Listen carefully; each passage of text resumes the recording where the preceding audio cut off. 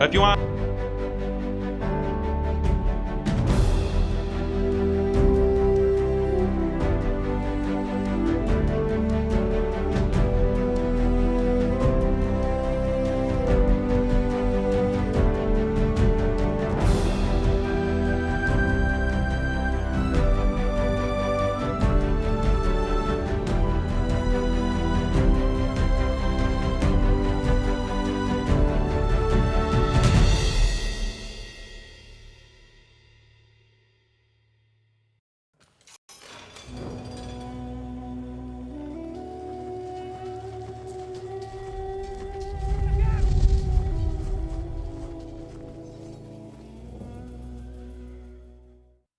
Good afternoon, ladies and gentlemen, and thank you for being here. As we get the new year going, rainy Southern California. It's cold, it's damp. Can't walk outside without your feet getting wet because they don't make shoes with normal coverings on them anymore. It's all made of cloth nowadays. It's nuts. So thanks for being here. Happy New Year to you guys. Happy New Year to you guys. I know we're kind of out of the ordinary timeline here on Fridays because Fridays were, doing stuff at 1 or 12. Here we are at 4. I was thinking about doing it later, but I have somewhere to be. So, we'll see how this works. Maybe we'll have later streams on Fridays. I don't know. Maybe we'll do like a 5 p.m. stream from now on Fridays. We will see what the new year holds. But Happy New Year. I'm the only person on, so I know you're not.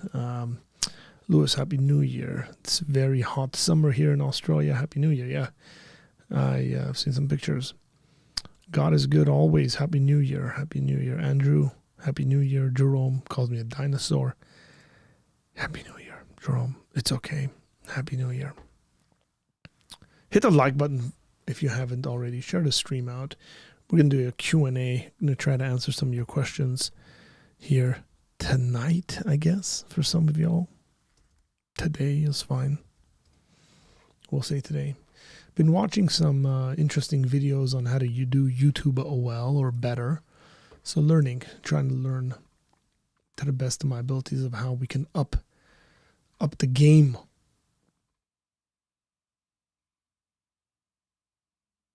How we can up the game, ladies and gentlemen, on this channel. Already thought about a number of guests we want to have on. One of the things I thought about doing, and I think I'm going to do it. I know who I'm going to invite. If they say yes now, but I want to moderate a debate on this channel. So that's one of the things I'm going to do. I'm going to aim at doing like actually a debate, not a screaming match. Moderated, right? You have 5 minutes to speak, or you have 15 minutes to speak, all that stuff. That's very, very important so that people aren't sitting down and just yelling at each other.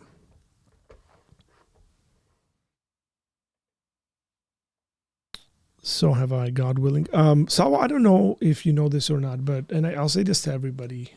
If you want to learn how to do YouTube and do it well, here is the channel I recommend. Here's the channel that I recommend. Right here. Now, the guy who runs it is Sean. This is Sean. And Sean Cannell. And he's a Christian brother, does a really good job, 3.4 million subscribers. Think Media. I've learned, I'd say, most things about how do you do YouTube from Sean. He's very challenging in regards, and he runs classes and stuff like that, runs people through growing their channels. And they got this new thing they just launched. So if I was going... The podcast. And I've been watching these. So these are, as you can tell, I've been watching these on how to do YouTube, but that's my recommendation. Big shout out to Sean. I went to the Think Media conference last year. I think that was last year, 2024. 24? Maybe 24. I don't remember. But learned quite a bit. Happy New Year to Tom as well. A thought just came. Tom, don't even relate to Thomas. Wait, what? A thought just came. Tom, don't ever relate to the Thomas of the Gospel. His name is not Thomas, by the way. His son's name is, but his name is not Thomas. I'm going to fix the audio in this room. That's what we're going to do. I mean, we get pretty decent audio, but we can up the game. The first and most important question, ladies and gentlemen, I'm going to put this up as a question. The first and most important question is, what is your New Year's resolution? Here's my answer. I don't have New Year's resolutions. I don't like them. I think they always fail. So no New Year's resolutions from me. But I got some ideas over, there's a number of things I want to do. I don't make resolutions.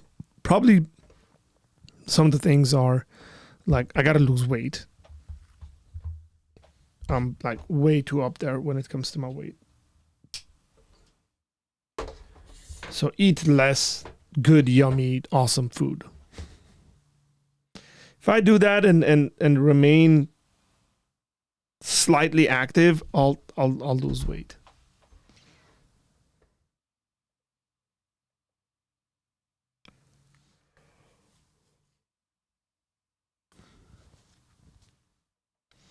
Watched a video with you and your friend that you posted about earlier. It was good. So what? I watched a video that your friend that, yes, Arame.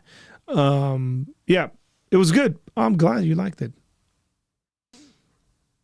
Or do you ever relate to Thomas was the question. Happy New Year, Jesse. Happy New Year to you. Transform the Hobbit body to an elf body. Lord of the Rings references up in there, baby. Yes, yeah, I suppose so. It more like transform the dwarf body into an elf body, not a hobbit one. More like a dwarf body, but that's a good one. I like it. Big catch. I would rather think of myself as a dwarf rather than a hobbit.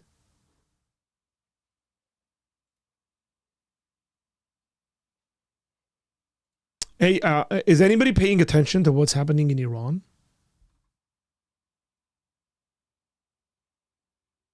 Pretty intense, by the way. Iran's Islamic State, Islamic government, the Islamic Republic of Iran, might actually collapse in the next month if things keep going, maybe even less. I don't know if you've been keeping up with that. I have. And if that happens and the country becomes open, I'm gonna make a goal of when I visit Armenia, one of the times I visit Armenia, hopefully soon, that I'm gonna go see Iran.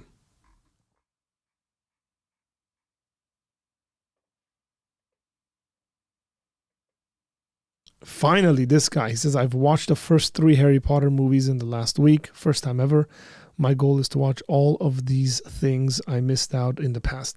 Yeah, Tom, you have to watch The Lord of the Rings with me. You have to watch The Lord of the Rings with me. I recently bought all 3 extended editions of The Lord of the Rings. So, you want to watch The Lord of the Rings? We're watching it together. No problem, Sabo.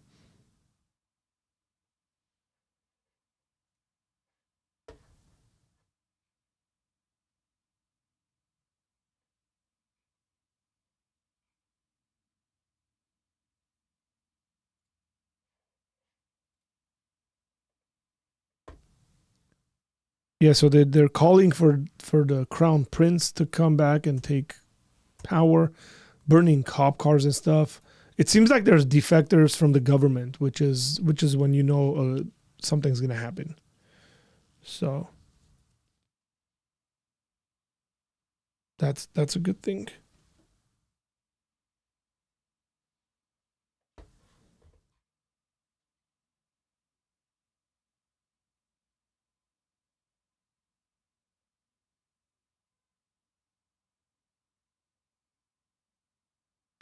One of the other things I'm going to do, I'm going to take Ruslan's advice on this.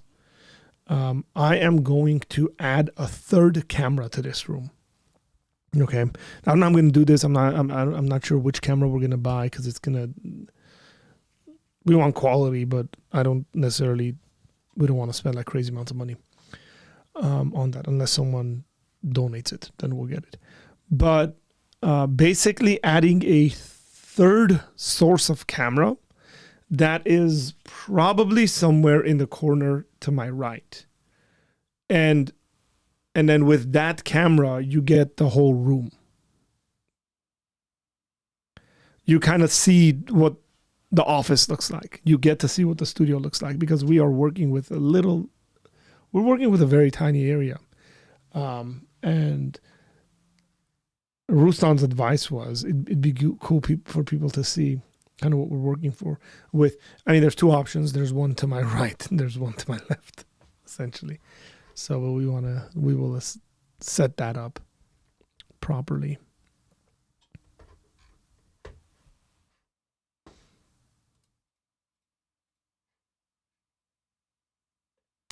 I listened to a podcast yesterday that Tom sent me, actually, which is shocking in the sense that with stuff like this, I'm probably the one more like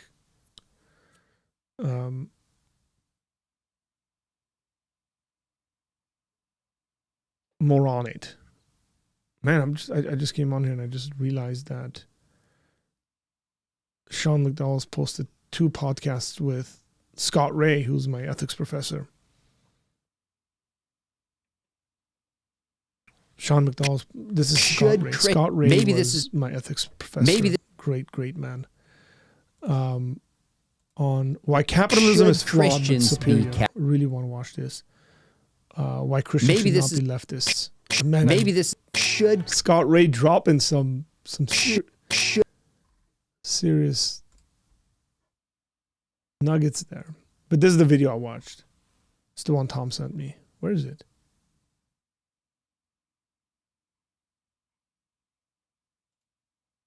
Was that an old video? Oh man, that was 7 months ago. I thought that was recent. This one. I don't know, this was 7 months ago. This is a really good video. Is the soul real? A neurosurgeon makes the case. Very good video. Really enjoyed it. Saw it last night. So that was cool. But man, I gotta watch these. Definitely has to watch these too. Because Scott Ray, he's brilliant. He's brilliant. Happy New Year, brother. Happy New Year. Thanks for being here. I should have Scott Ray on. That's another name on the list to have on. Dr. Scott Ray. Bioethicist. Bioethicist.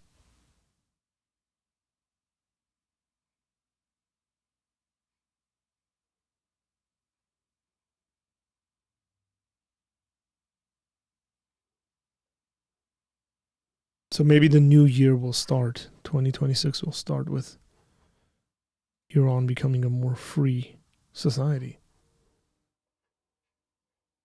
That's a possibility. What have you guys been thinking about?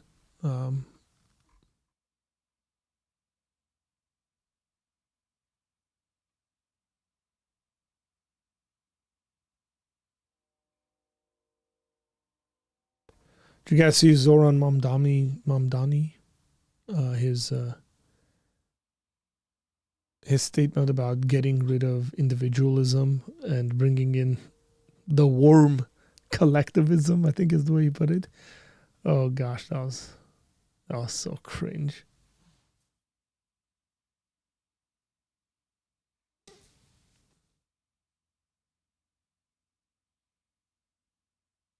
Absolutely cringe. Good evening.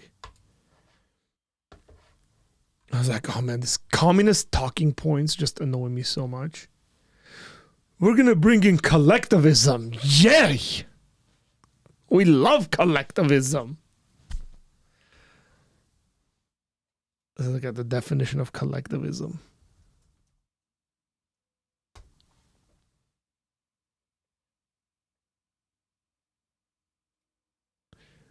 Very simple definition of collectivism. Listen to this. I just Googled it. Noun, collectivism. The practice or principle of giving a group priority over each individual in it. Now think about that. Giving each group priority over each individual in it.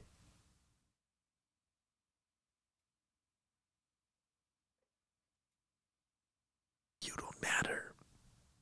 The collective matters. Right.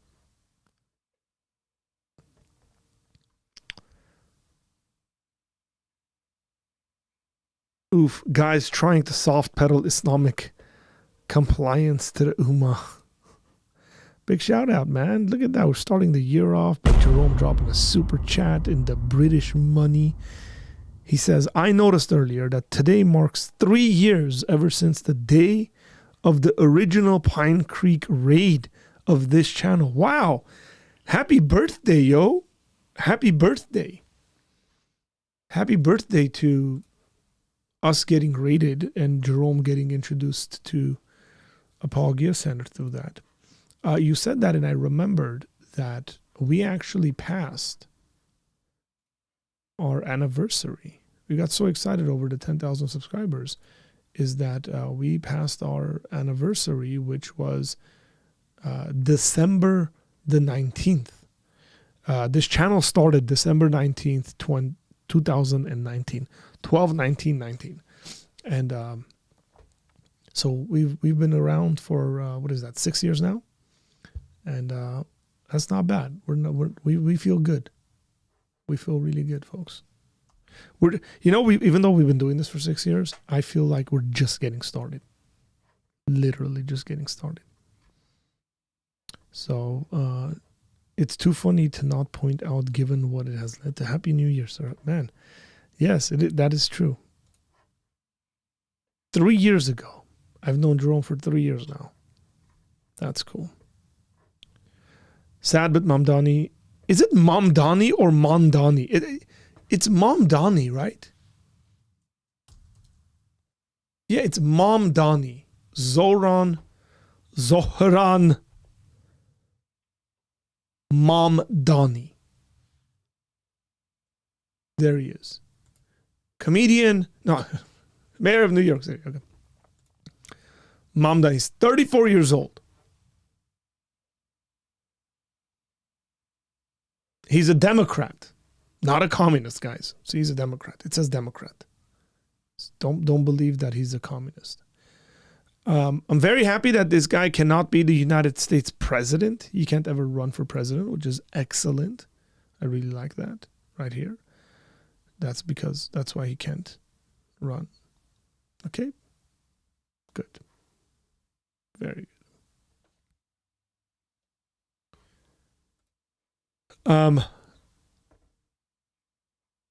He's a full-blown communist, not surprising. Yeah.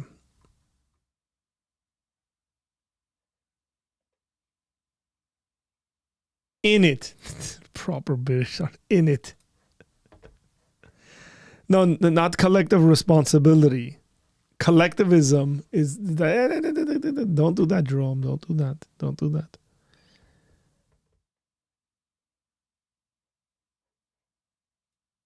Let's go.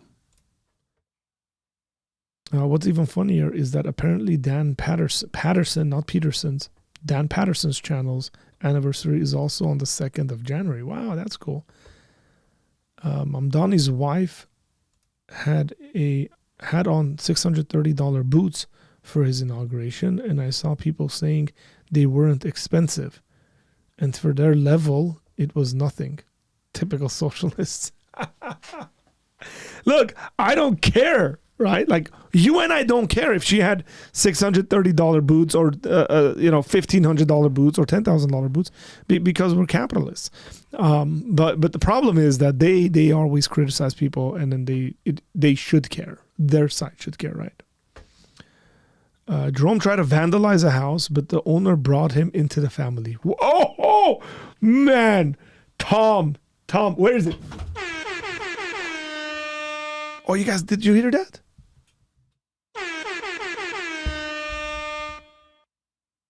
Tom. Wow.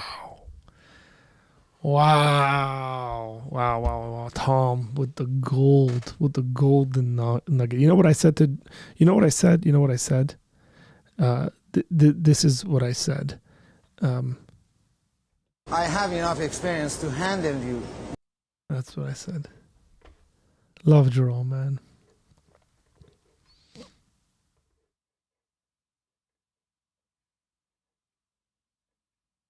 Golden statement.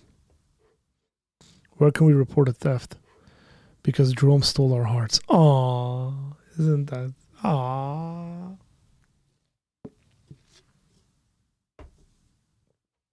That's cute.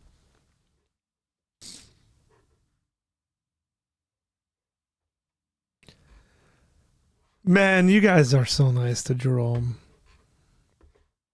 You weren't always. Where's this lady looks? She was very interesting standing next to him. I don't know what is this? I don't know. Executive director of the mayor's office to protect tenants. She was like overly giddy and joyous in a very interesting way. Very, very interesting stuff. Happy New Year, Joshua. Happy New Year, man. It's mad because the guy saying that I was vandalized also wanted to instantly evict me. Oh, good comeback. Good comeback. But you know who didn't let him evict you? The actual owner of the property. He said I wasn't the owner, I was the gardener. Yeah. Arthur, what do you use to film on? What do I use to film? You mean what do I use to stream? Okay. I use a Canon M50. But I would say, and that's like on the very way cheaper end of cameras. If you're going to use a camera like this, your lens is going to matter a lot. So just letting you know. You can also use your phone. One of the things I'm going to do this year, here's another thing. One of the things I'm going to do this year is record a lot more content on my phone. More like a mobile device on my phone. Happy New Year, Big Phil. Phil's in the house. Ladies and gentlemen, Phil is a jeweler, and he's a good friend of mine, and we're working on a really fun, what I would call a partnership with his company, with his jewelry company. I have lost my wedding ring, and I lost so my wedding ring was a ring that my wife's family got me. I really liked it. I picked out what I wanted to look like. We had an engagement party. They gave it to me at our engagement party, and then it became my wedding band. I ended up losing that. And Phil and I have been speaking, and one of the things he's going to do is he's going to remake me a newer version of that. And dude, I saw that New York City jeweler brawl.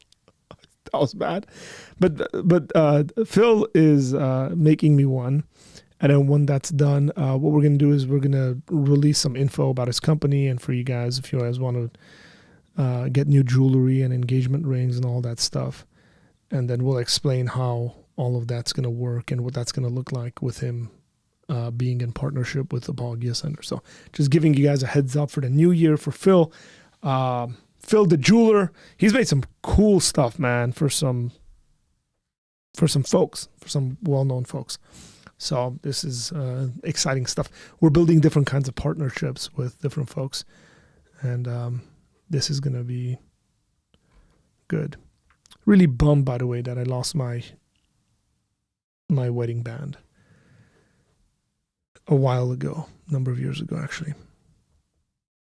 So I've had wedding bands, and then I keep they're like $25, by the way, the ones I've been using, and I take them off and put them different places. So big shout out on that end.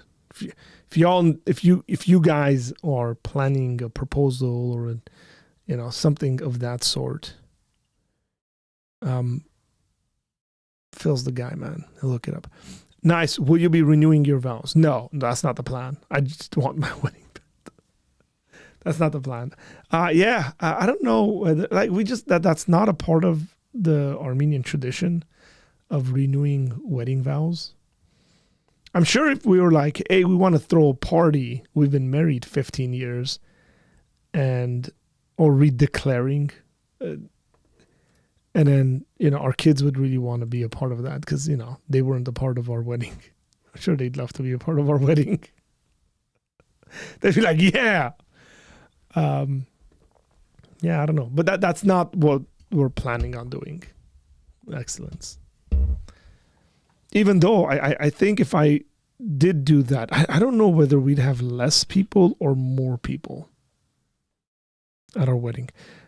We had a lot of people at our wedding. We had about 400 people at our wedding.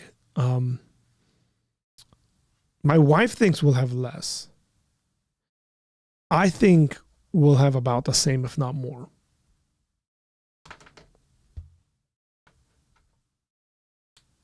What do you guys think? I know why she's saying we'll have less, by the way. If we were to ever do that. So yeah, New York has a new mayor. We will see. He wants to bring back collectivism, where individuals don't matter anymore. It's the collective that matters.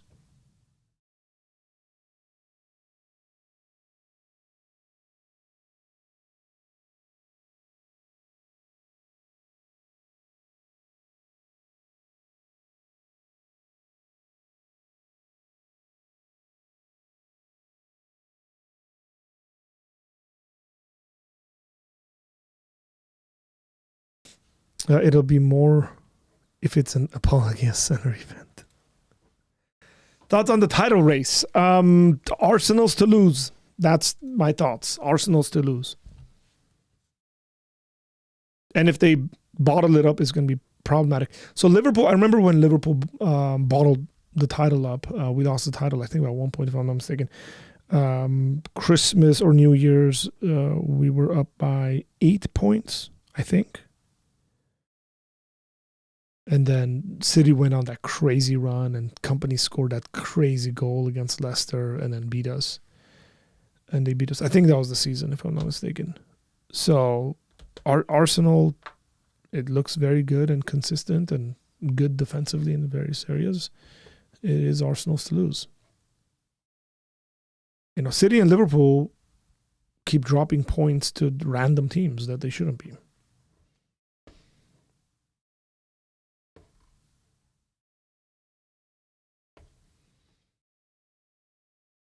Wedding numbers were similar. Lebanese wedding, it's because I had it in the country and people didn't want to spend their money. Sorry, my wedding numbers were so small for Lebanese wedding. It's because I had it in the country. Oh, got it. You think I'll have less people?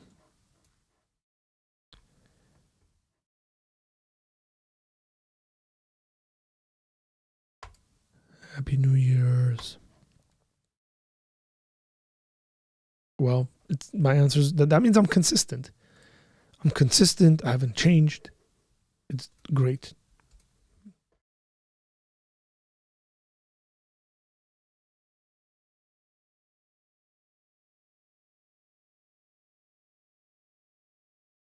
Hey, so a couple of weeks ago, So I saw a video. I was like, I want to watch this. From a channel called Redeeming Productivity. What is Christian productivity? I kind of caught my attention. So I needed to bookmark that so I can watch it later.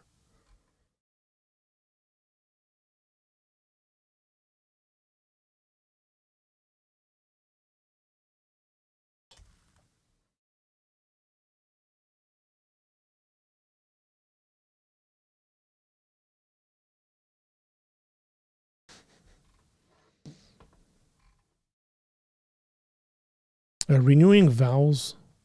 Vows. Not vowels. We're going to renew vows. I love it. We all know Salwa's phone always autocorrects her in weird ways. Isn't as exciting for people to come and join as first being married. Yeah, but I didn't say we were going to renew our vows. I said what we would do is like throw a wedding party. Now, did I say? Okay, I stand corrected. I said we'd do something like that. But here's the thing, Salwa. There's a lot of people that are very involved in our lives that weren't at our wedding. And I think they would come. And we have a pretty large community. So I think people would just generally be excited. Phil says, really excited to work with you. You're the truth. Appreciate that. I think Jesus is the truth, but I get what you're saying. And I'm humbled to call you my bro. Anytime. I've known Phil for a very long time. I'm absolutely consistent.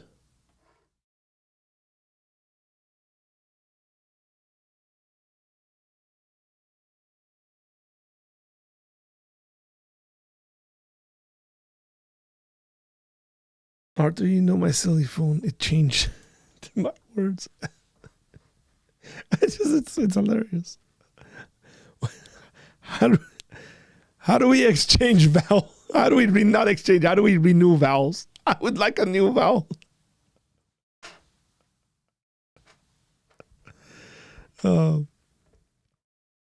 Arthur, will you be engaging the fight more this year as we see Islam slither away back into the hole where it came from? I would like to engage it so that it doesn't just slither back into the hole where it came from, but it is absolutely eradicated from the hole is eradicated. He means you're the real ones. Yes. Yes. I know. I appreciate that, Phil. Phil's a straight shooter, man.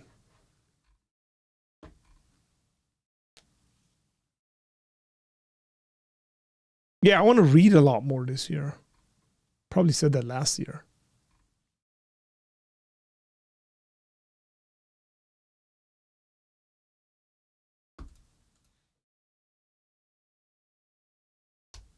So I've seen a lot of people using Substack, by the way. Are you guys active on Substack? Who's active on Substack?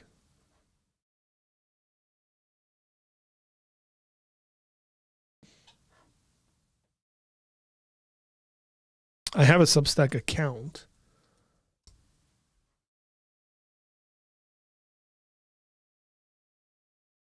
But people have been doing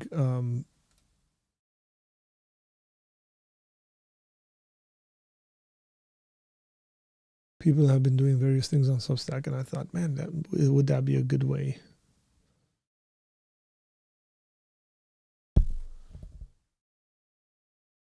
To engage with y'all, because I do want to have a book club and all that stuff with you guys.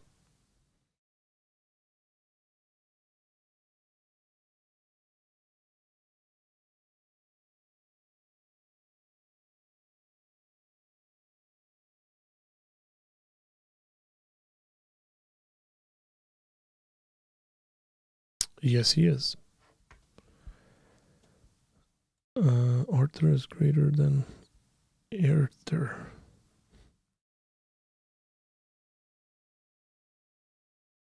Oh, you do, but it's so boring. Need to edit myself. Like, yeah, I don't even know how it works, by the way. No idea how it works. But I think you can do everything, right? Like you can blog, you can video stream, you can do all sorts of. And I wanted to know kind of how is that any different from Patreon? If it is, it might not be different. It's just like people are like, join me on my Substack. It's like, join me on my Substack. We're cool. Yeah, I got it on my phone. Log in. Tells you no. Wait, did I do this with my...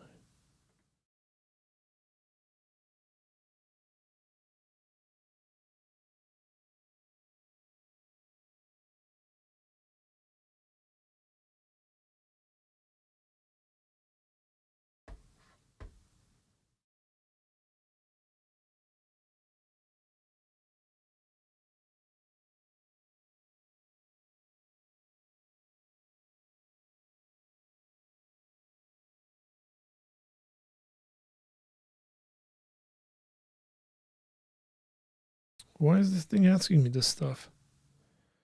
Dude, I think I did it wrong.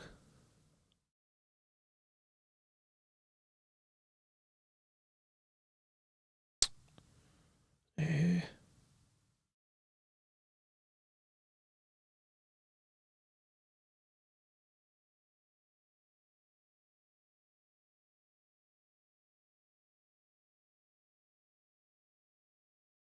I think I created an account.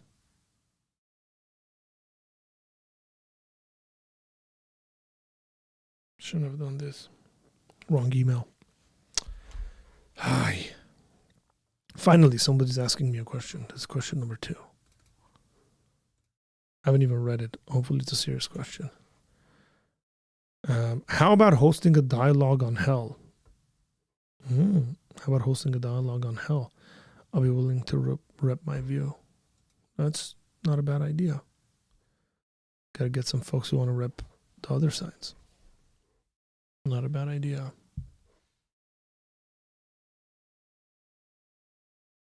Super chat from Excellence says, no. Yes, we are the kings. I'm so confused right now. Okay. You spoke about this in the podcast that I mentioned earlier, yeah. But what's volitional doubt supposed to be again? So, let me see if I want to pull this up for you. The source himself.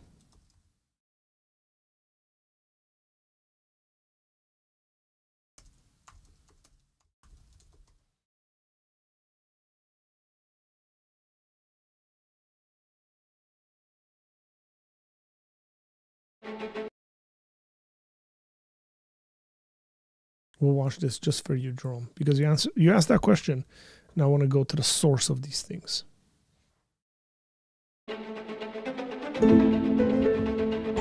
mentioned the 3 types of doubt, factual, emotional, and volitional. Mm-hmm. Can you speak more about And I wish the audio was better.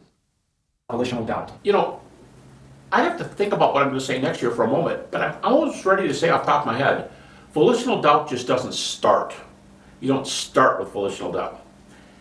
A friend of mine, a clinical psychologist, Gary Sipsey, he took a lot of my doubt theories that I laid out in a couple of, I've got 3 books on the subject, but one of them's called Dealing with Doubt. It's on my website freely, so anybody can go to my website and get 2 of the 3 books on That book is still on his website, Dealing with Doubt. Gary Habermas has a bunch of books that are out of print that are on their website that you can just download, by the way. doubt.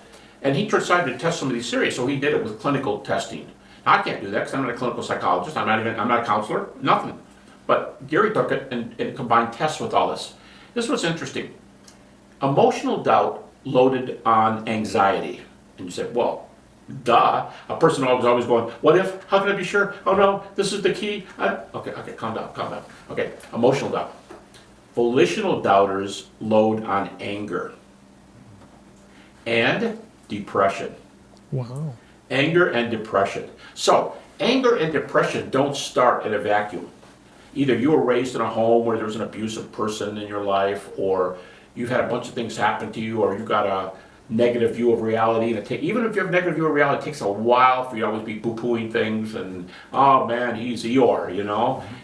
So, volitional doubt, I'll start by saying what it isn't. Volitional doubt just doesn't start. It's personality oriented, but you've been developing your personality for a long time. I'm assuming you're an adult who comes to me, you know, it could be a child. You can deal with children with doubts, I've done that. But for the most part, it's somebody who's had something going on. And what is that going on? Well, I back up. It often starts as a factual question. Facts don't get answered. It morphs to emotional. Now, let me use kind of a sick medical example. If you have an open sore, and you don't treat it, and you don't cover it, and you don't put salve on it, it's going to get infected. Infected is like, would be my illustration, more like emotional. But the infection that goes and goes and goes, theoretically, you could be amputating the leg. And I think that's more an expression, it's more serious to have a cut, to have it get infected, to have it amputated. Just like amputation is the worst, volitional doubt can be the worst. And volitional doubt comes in, it's the hardest of the 3 to define. We found when my friend Gary Sipsey was. Check that out, Jerome. It said it's the hardest of the 3 to define. And it's true, but it has to do with the will. Testing. It's the hardest to get something to load all the time on it. But it could be somebody who's, by personality, by upbringing, by life whatever. They've just learned to stand off and not commit to anybody because they've been hurt. Let's see, emotional first. They've been hurt, and they're not really willing to commit to God right off the bat. They've been hurt, and they think God's hurt them. And that's my prayer. Well, that's emotional. Okay, when that goes for a while, you can get to this jaded position. And again, with some people, you may think, wherever you are theologically, that's between you and the Lord, but you may think you're done believing. You may believe down deep. Who knows what that is there? But there are a lot of volitional doubters who think the whole thing's true, but they just had it. It's like this guy, he's broken up with me 5 times and he always treats me like garbage. So I think he's there. I think he's a nice guy. He's a great athlete. I love sports, and he can be really careful. He can be really caring for me and really smart. But I've had it. I've tried him too many times. He walked away from me. That's kind of it. It could be the dangerous kind of, don't even come to my door, don't even call me. There's a chance I pick up the phone. Okay, so for that type of volitional doubter, they can believe, the gospel. They could. And so they don't. They may be a Christian. We don't know. Yeah, but they're not really being used for God's purpose. Yeah, a typical example often used is the guy who in this growing church, he's been Sunday school superintendent, he's been on the trustee board, he's a deacon, he was an usher and he counted money, a trusted job. He's an elder, he could have been the pastor's right-hand man, and he hasn't been to church now for 5 years. And nobody knows how to get him back. That's kind of that's not all volitional, but that's a species that could happen. And the guy really thinks it's true. He's studied enough. He was a Sunday school teacher, adult Sunday school teacher. He studied pretty deeply. He knows there's a lot of data. He's just ticked. Okay. He doesn't want another relationship. So is it related to a wound, related to distrust? Very. I know a number of people like that. So, yeah. Hey, look at that. Come on now. Yeah, we can just name drop people. Why not? I'll never forget the one time he spoke to Doug on stream for a couple of hours. That was a whole event, man. That's not Tom's title, by the way. What the hell? How might a Molinist answer the charge of determinism? By saying that it's not determined. Molinism doesn't in any way lead to determinism. I believe in libertarian free will. How would someone say Molinism is deterministic?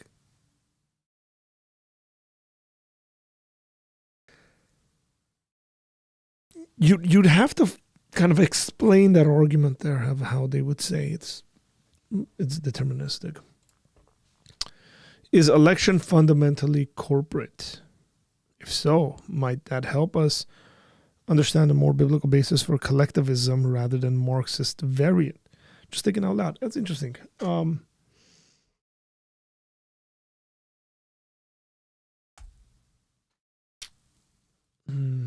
So yeah, I guess I would say that election is fundamentally corporate, even though there are individual elections that happen. So I'm thinking Jeremiah, John the Baptist, Abraham. You get individuals of that's happening too.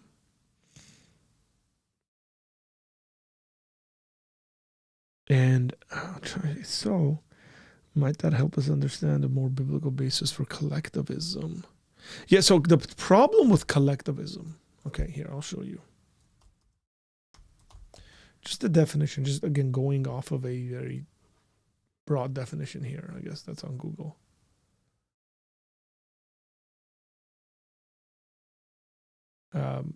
The practice or principle of giving a group priority over each individual in it. That's kind of what we're going after, right? So they have an example here. It says, the church has criticized the great emphasis placed on individualism rather than collectivism, is a sentence they have. The theory is another thing. The theory and practice of the ownership of land and means of production by the people or the state. The Russian Revolution decided to alter the course of modernity towards collectivism. So I'm just bringing in the election side of things. I'd say it's not a one-to-one correlation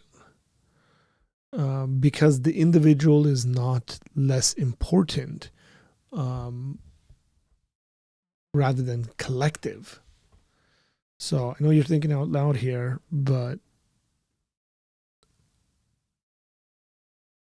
I'd say we're thinking about those things two different ways.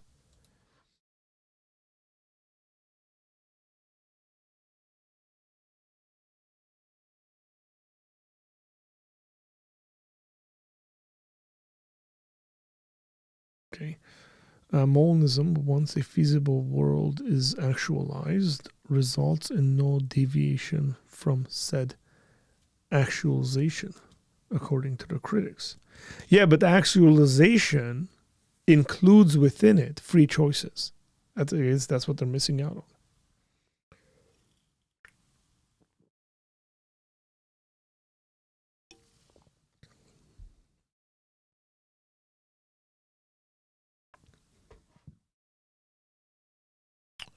Yeah. I know, but they're good questions, man. You're the only one asking me questions. Maybe I should just talk to the wall. Hello, wall. How are you? This wall is not as pretty as this wall. This wall's looking a lot prettier since I put out, I put these really cool, Tom Egg's little corner over there.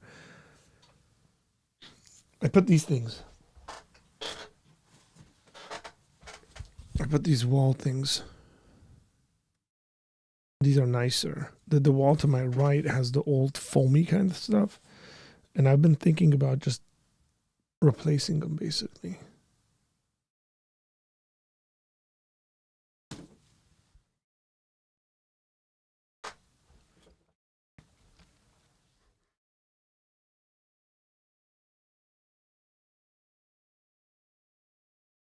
Getting rid of them.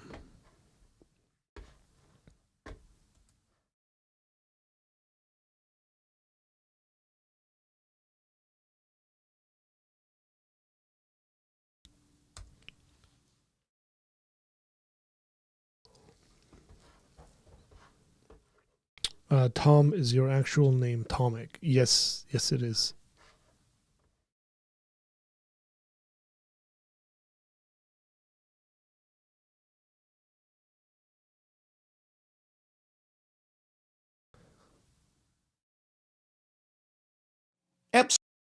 Oh gosh, I'm gonna watch this with you guys. David talks pretty fast. It's okay. We'll speed him up. We'll speed David. What up? Let's see what David's saying. Epstein Island was like Disney World for rich and powerful perverts. Epstein Island was like Disney World for rich and powerful perverts, because non-rich, non-powerful perverts would just go to Disney World. Say, you want to come inside my clubhouse? There are only two types of people in America: those who wanted the Epstein files released and those who were in the Epstein files. But why were so many people interested in seeing what's in these files? Why was this such an important issue? Well, when we hear about a man offering his influential friends and acquaintances a twisted paradise where they can have their way with young girls, we want to know who was involved. And since Epstein was apparently recording his friends and acquaintances in compromising positions in case he needed to blackmail them, we want to know who was being extorted and what they may have done to keep Epstein happy. But here's what's interesting. As sick and depraved as Epstein and his island paradise were, they're an absolute joke compared to Allah and his eternal paradise. Allah is the ultimate Epstein, and you're about to find out why. I'm sure you've heard of the houris Muslims will be given in paradise. These are the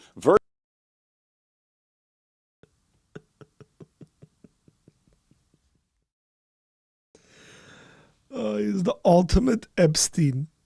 Oh wow, I can't believe that's a line.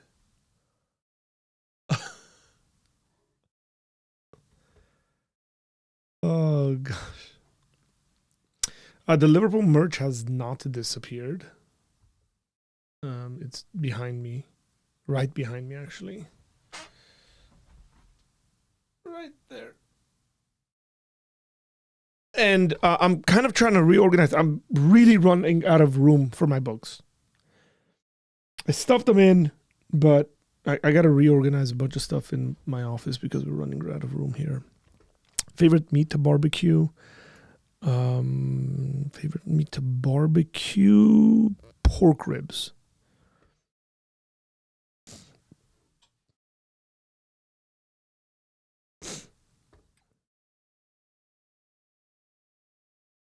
Yeah, I'm not done, by the way. We're going to go back and look at it.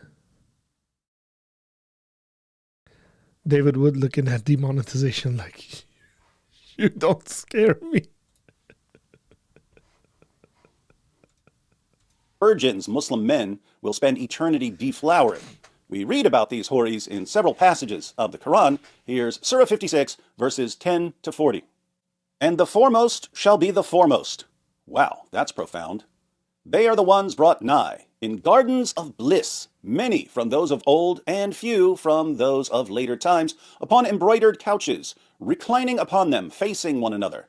Immortal youths wait upon them, with goblets, ewers, and a cup from a flowing spring, wherefrom they suffer neither headache nor stupefaction, with fruits as they choose, and the meat of birds as they desire. And there shall be wide-eyed maidens, the likeness of concealed pearls, as a recompense for that which they used to do.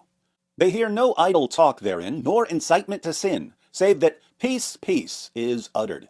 And the companions of the right, what of the companions of the right? Among thornless lote trees, clustered plantains, and extended shade, gushing water, and abundant fruit, neither out of reach nor forbidden, and upon raised beds. Truly we brought them into being as a new creation, then made for them virgins, amorous peers, for the companions of the right, many from those of old, and many from those of later times. So, we've got the wide-eyed maidens, who will be virgins. In his commentary on this passage, Ibn Kathir quotes Muhammad for more detail. The Messenger of Allah said, in paradise, the believer will be given such and such strength for women. Anas said, I asked, O Allah's Messenger, will one be able to do that? He said, he will be given the strength of 100 men. Just don't ask him how you get the strength of 100 men. Am I right? Oh, man, any opportunity he gets for the Zut jokes. Right? Someone else asked, O Allah's Messenger, will we have sexual intercourse with our wives in paradise? He said, the man will be able to have sexual intercourse with 100 virgins in one day. If you're wondering how Allah's not going to run out of virgins, keep in mind, he's the best of planners. Here's what he's going to do. Every time you have sex with one of your virgins, Allah will turn her back into a virgin. As we read in Tafsir Jalalain, Quran verses in bold, explanation not in bold, verily we have created them with an unmediated creation, namely the wide-eyed houris. We created them without the process of birth and made them virgins, immaculate. Every time their spouses enter them, they find them virgins, nor is there any pain of defloration. That's thoughtful. This is how a Muslim man can have sex with 100 virgins every day. Allah keeps restoring their virginity over and over and over forever. But what else do we know about these virgins? Turns out there's an interesting verse of the Quran that talks about their breasts, but the verse gets translated in very different ways. Here's Arbery's translation of Surah 78, verses 31 to 30. Hide your wives, hide your kids. 4. Surely, for the God-fearing awaits a place of security, gardens and vineyards and maidens with swelling breasts, like of age, and a cup overflowing. Arbery translates this as maidens with swelling breasts. There are Muslims who think this verse is about large, fully developed breasts, and they'll say this means that the women are fully grown, somewhere around 33 years of age. But other translations say something quite different. Here's M.H. Shakir's translation.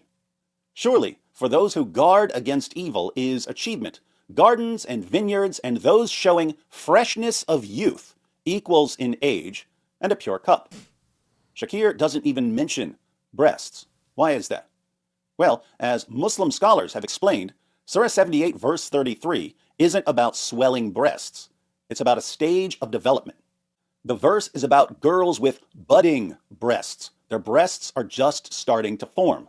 This is why Shakir translates it as those showing freshness of youth who are all the same age. But don't take my word for it. You can find this in various commentaries, but the Muslim scholars at Islam QA have put together a nice article for us. The article begins by pointing out that to understand the verse, you have to learn how the expression is used in Arabic. Then the scholars explain.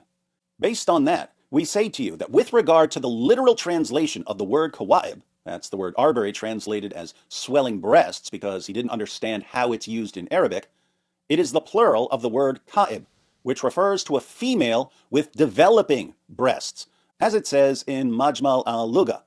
Ibn Faris, may Allah have mercy on him, said, Kab comes from a sound root that is indicative of a thing beginning to develop and emerge. From the same root comes the word kab, which refers to the ankle, which is the bone on the two sides of the lower leg where it meets the foot. And the word Kaaba, which refers to the house of Allah, may he be exalted. It is so called because of its prominence and its square shape. A woman is described as a kaib when her breasts begin to develop. And here are some sources. This is the literal meaning of the word in terms of linguistic roots. So the word kaib refers to a girl whose breasts are just starting to form, and it's related to the word kab, which refers to the little bone that sticks out on the side of your ankle. Then the scholars give an example of what they're talking about by showing how the Arabic word for menstruating can be used to mean literally menstruating or to refer to a stage of development, someone who's reached the age of menstruation. And they continue.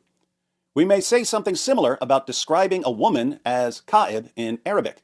It is not intended as an erotic, physical description of any part of the woman's body, as much as it is intended as a description of the girl in terms of the emergence of the signs of femininity in her as an indication of her young age and youthfulness so that men would be attracted to her. At this age, the signs of femininity begin to appear in the girl. The point of using this word is not to describe the size of the breasts or to note their form or shape. Rather, the purpose is to highlight the woman's youthfulness. Ibn al-Jawzi, may Allah have mercy on him, said, the woman is a tifla, little girl, when she is small, walida, when she begins to walk, then a kaib, when her breasts begin to appear, then a nahid, when they increase in size, then masr, when she reaches the age of puberty, then khawd, when she reaches the age of a young woman. Did you catch that? She's a kaib when her breasts begin to appear, and that's 2 stages before she reaches the age of puberty. Here they consider menstruation as the beginning of puberty. Why is this significant? Well, according to their system, a kaib is a prepubescent girl. Doctors today treat budding breasts as a sign of early puberty. Breasts begin to form during Tanner stage 2. But in Islam, Tanner stage 2 is still prepubescent. What does this mean? Well, if the houris of paradise are all the same age, and they're all Tanner stage 2 forever, then according to Islam, every single Muslim man will spend eternity deflowering prepubescent girls. Allah will make sure that all of these prepubescent girls are virgins every time the Muslim men have sex with them. And Muslim women who somehow make it to paradise will spend eternity watching their husbands deflower prepubescent girls. Allah is therefore the infinite Jeffrey Epstein, and his paradise is the infinite Epstein Island. Actually, now that I think about it, Muhammad was the one who was using these promises of an infinite Epstein Island to gain control over people. So Muhammad would be the infinite Jeffrey Epstein. Ghislaine Maxwell was the one who would recruit the girls, so Allah would be more like the infinite Ghislaine Maxwell. He's providing the girls. But remember, one of the reasons so many of us wanted the Epstein files released was that we wanted to know what sort of people were joining Epstein on his little island. Kind of makes you wonder what sort of people would be drawn to Islam by promises of an eternity of deflowering prepubescent girls. Sounds like someone needs to release the Islam files. Oh, gosh. Oh, wait. They already did.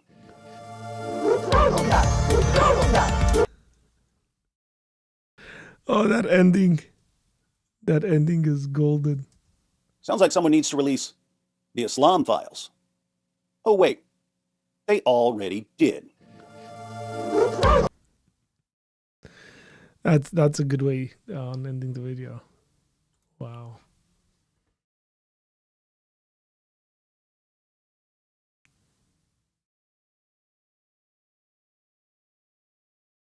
I've heard that argument before that David's given. Just made a video on that, but heard the argument. The infinite pedo stuff.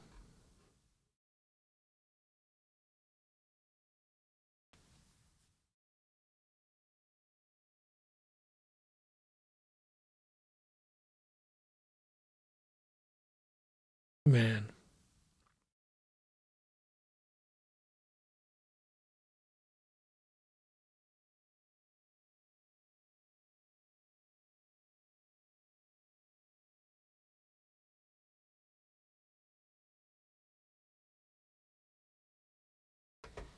The Islam.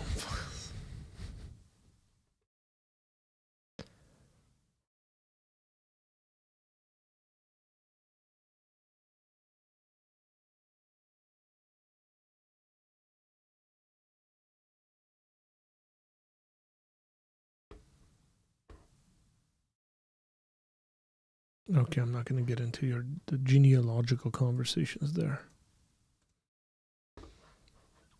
The question is, I guess historically maybe, to help in that, is were the pre-Islamic Arabs, like, do we have any literature of pre-Islamic Arabs claiming to be the descendants of Ishmael and therefore Abraham? If that's not around, and it's just like post-Islam where that claim is made, that'd be an interesting point of the conversation. Man, we're doing some good stuff. Started off the new year with some super chats here. Come on, Holy Heat's in the house. Peace and blessings to you, brother. Thank you for your continuous support as always. Hopefully you're doing good, and I hope that you fully recovered, huh?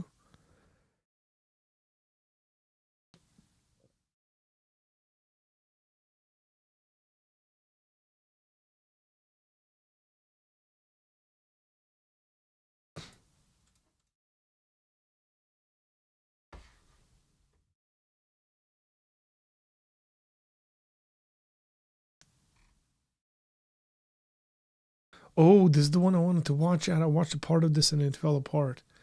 Oh, man. Welcome to Trinity Radio. I'm Braxton Hunter, and today we're going to be taking a look at a clip by an atheist that I haven't been familiar with until now, called Alleged.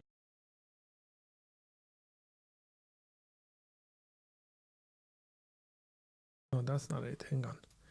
There's a video I was watching Braxton put out.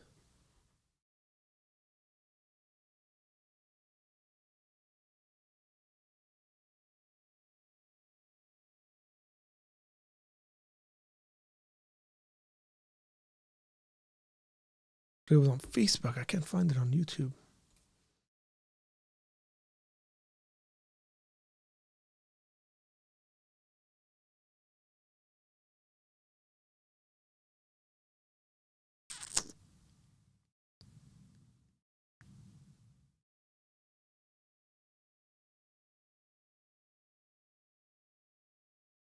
I am working on putting that video that I had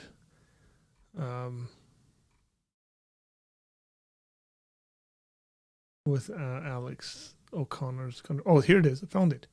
Yay.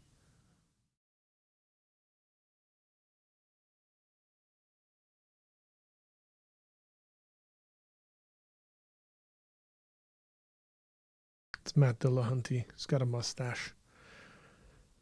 Still a little sensitive to light, but everything else okay. Awesome, man. Praise God. I think Robert Spencer and Raymond Ibrahim have talked about whether there are pre-Islamic claims to Arab ties to Ishmael. Yeah, somebody might want those would be good sources to look at. You taking any call-in questions anytime soon? I should, huh? I should. Maybe. We can do it now. I don't mind. But let me post this, and then I'll drop in a link and people can call in. So Matt, suppose that the initial conditions of the universe spelled out made by God with love in every human language. And suppose that we had sort of definitive scientific proof that this was not the byproduct of a limited simulator. Like, the only two possibilities were that this was a byproduct purely of chance, or that it was the byproduct of an all-powerful God. Would you say that that was evidence that there was a God? I have no idea. You've created a fictional scenario that is used as an intuition pump to deceive people into accepting something that is unwarranted. And so please show me in the constants how it is written with love from God in every language. And until then, By the way, I haven't seen this video. I just saw this portion of it. and you have invented a fictional science fiction scenario in order to say, if this happened, we'd have good reason to believe in God. You're about to see one of the most famous atheists on YouTube debate Matthew Adelstein, a theist, on whether or not the fine-tuning of the universe to allow for life to be possible is evidence for God. Now, I love this debate for a couple of reasons. One, the theist who believes in God knocks down one after another of common atheist responses and objections to fine-tuning arguments for God's existence. It's a real masterclass in that sense. But then number two, he also uses a hypothetical that I think shows an inconsistency in Matt's response to fine-tuning arguments that demonstrates that he probably should accept them. We'll take a look at that in just a few moments, but let's jump in. So Matt, suppose that the initial conditions of the universe spelled out made by God with love in every human language. And suppose that we had sort of definitive scientific proof that this is not the byproduct of a limited simulator. Like the only two possibilities were that this was a byproduct purely of chance, or that it was the byproduct of an all-powerful God. Would you say that that was evidence that there was a God? I have no idea. In that particular hypothetical scenario, which by the way is not remotely what we have, I think it could be completely understandable why people would reasonably conclude that that was a message from God. I don't understand the in every possible language. I mean, it seems like Sorry, I said in every human language. Okay, I don't know how it's possible to say. So individually, there's like a billion statements there covering every language and dialect, and they all say created with love from God. Yeah, then at a minimum, imagine it's in really small writing. Sure, at a minimum, that would make it seem that it's rational to conclude that there is a being capable of doing that, and that may be sufficiently close to godlike for us to not care whether it's the Omnimax God or not. But in any case, it would be really, really incredible evidence that it's more likely that there's a being capable of doing that. Whether or not it's a God is a separate thing. Okay, and so the reason you would say that it's reasonable to conclude there's a being that can do that is because the odds of that happening by chance are super low, and the odds of it happening if there was a being who wanted to create it are super high, right? That's sort of the broad picture. We can't calculate. Okay, so but it seems, given the information we have, that it is less likely for that to happen by chance than by intent. However, we only have one occurrence, and so I don't know how we determined what the odds are for any of this with one occurrence. Okay, so follow up. And how's that scenario different from fine tuning? Like, in the case of the initial conditions being that way, you'd say, well, it's so unlikely it would be that way by chance. That because even though there's no reason to expect that a God would definitely do it that way, you think maybe there's a reason a God would do it that way, and it's so unlikely to happen by chance that a designer doing it is the best explanation. So why is that different from fine tuning, where the odds of it happening by chance are on the order of one in Google? Yeah. So the reason that a message written in every human language is less likely. Let me phrase your question correctly. You're saying, why is that more acceptable than the fine tuning that you see to conclude a God? Yep. Because human languages are our inventions and are the result of our progress. And so to have them written in human language from the beginning of time is a completely different category of things than having life evolve to fit the physical properties of the universe in which it inhabits. Now, in just a few moments, we're going to see why Matt Dillahunty walks right into a big inconsistency. But first, notice his response to the hypothetical. If it were written made by God, though that would be ridiculously improbable, and maybe that's not even the right term, Dillahunty thinks it doesn't compare to fine-tuning arguments because those human languages wouldn't be written until much later, billions of years later, and as a result, it would be impossible for them to be there from the beginning unless there was some intelligence behind it. We'll see what Adelstein thinks about that in just a minute, but first, Dillahunty is going to try and push on this notion that perhaps life could have emerged even if the fundamental constants had been different. Adelstein presses Dillahunty to put his money where his mouth is on that suggestion. You could change some of the constants, you could change things and have a different universe crop up where a different set of life forms would be considering how the universe was created for them. The difference between your fine-tuning and this hypothetical message is that your fine-tuning is predicated on the notion that we are the goal rather than what we are, which is what can evolve in the system. So Matt, what are some of the examples of fine-tuning that are cited by theists that if the constants were to be changed, do you think you could get a different kind of life? Like, for example, do you think that about the cosmological constant? Do you think that about the Higgs mass? I have no idea. I'm not even convinced that those things could. I'm sorry, what? Well, sorry. So what you just said was that, look, if you change the constants, you could get life arising under different conditions, and then there's different kinds of life. Yeah, and then you said there's different kinds of life, and they would be wondering to themselves, oh, it's so surprising we got them. So I'm asking, which constants do you think you could change where you get different kinds of life? Do you think that about a cosmological constant? Do you think that about the Higgs mass? Which one is this true of? I don't know that it's true of any of them. I was presenting a hypothetical that if in some other universe with different content, in a different universe with those constants being changed some, it may be the case that something else exists and evolves and thinks that they are the special creation. I have no idea what they could change or what kind of life. It's not my field at all. So it's not. okay, sorry, go ahead. Yes, and sorry to cut you off. There were points when I thought you were done, but I think there's a slight delay, so I think that might be right. Yeah, so I don't think that's plausible, actually, for the specific instances of fine-tuning. So take the cosmological constant, for example, which governs how rapidly the universe expands. If the cosmological constant were a little bit weaker, then much less than 1 millisecond after the Big Bang, everything would have collapsed in on itself. If it were a little bit stronger, everything would have flown apart much less than 1 millisecond after the Big Bang started. And the only values of the cosmological constant that give rise to complex structures that don't result in everything imploding or in everything flying apart are values of the cosmological constant that fall in a portion of the possible range that's about 1 part in 10 to the power of 120 of the values you could take on. So my question for you is this, Matt, do you think that if everything flew apart after less than a millisecond, that you could get a stable form of life? I have no idea. That's not relevant and not my area of expertise. And the way that you're framing this is very problematic because I've already acknowledged that I'm not convinced those constants could have been any other way. This is so good. Dillahunty tries a common suggestion, but Adelstein holds his feet to the fire. So Dillahunty changes posture. To be fair, I do have it sped up to 1.35. That might be the reason why some of you guys think he sounds like Ben Shapiro, because Ben Shapiro naturally speaks at 1.5 the speed.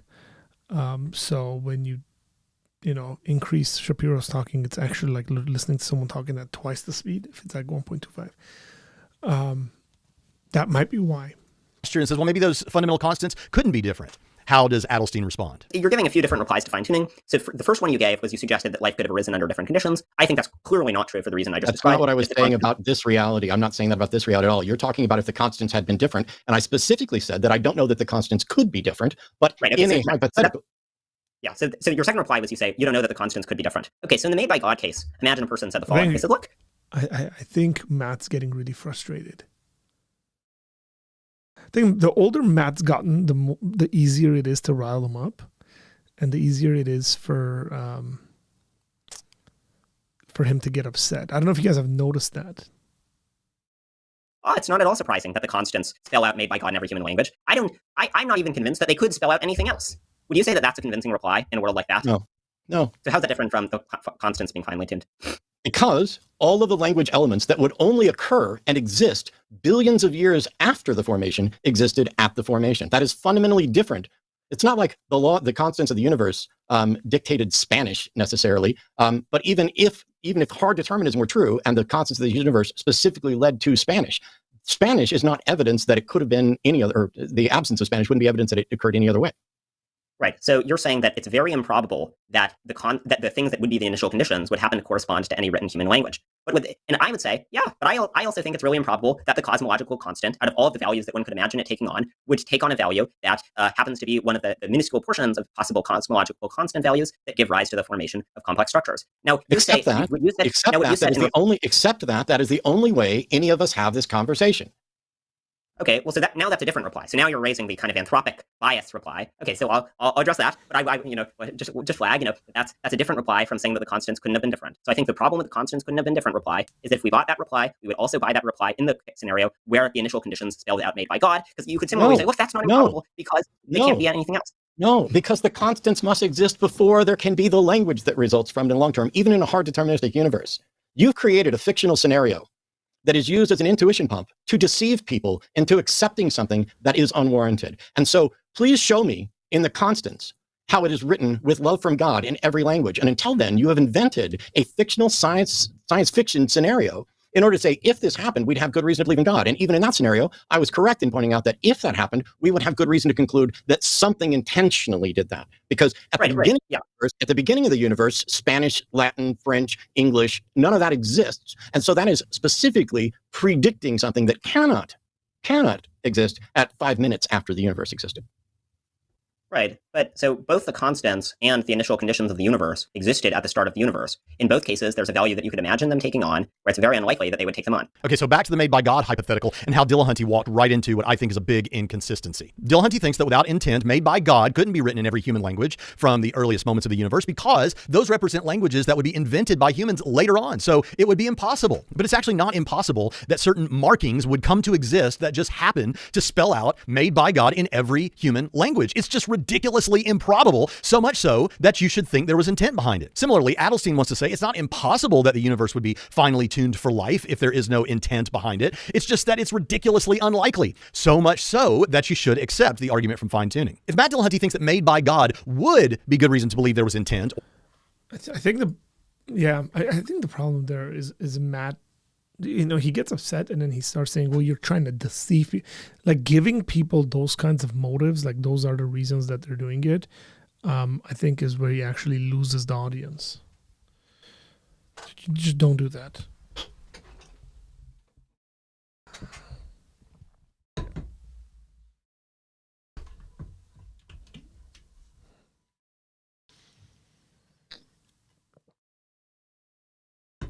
Well, all arguments become repetitive to a certain extent at a certain point.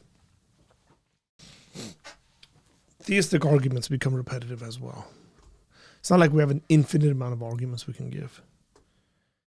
There's just a handful of good ones, actually.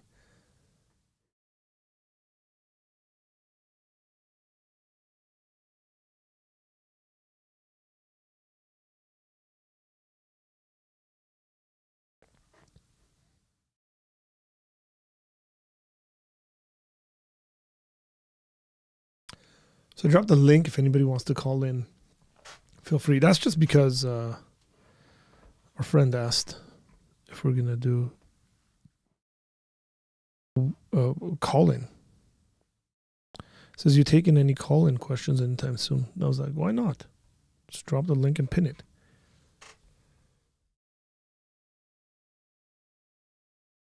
I really just think that it is age and years of being on the atheist experience. I agree.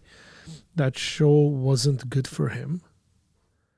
There are so many theists who are worse offenders that I can barely complain about Dillahunty anymore. Interesting.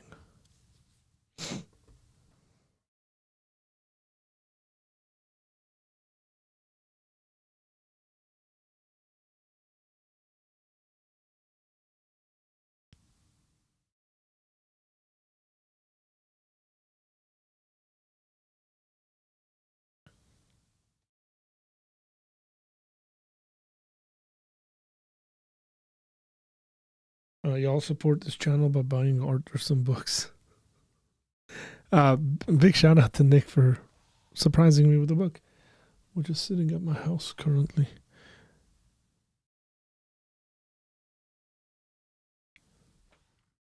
I showed you guys my special gift I got recently, didn't I?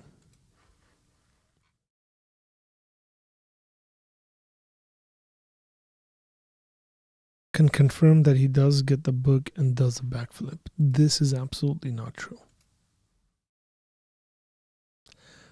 0% truth in that statement. Number one, I do not do backflips. Number two, I also cannot do backflips.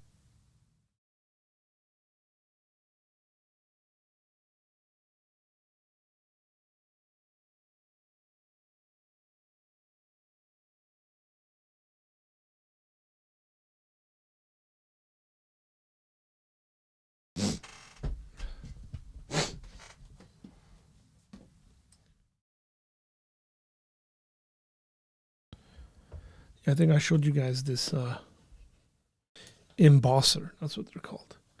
They're called embossers. For all my books. I get to emboss my books now. I used to stamp them, but I'm way past that now. I no longer stamp my books. That was, when I was a child, I did childish things. Now I emboss my books like a boss.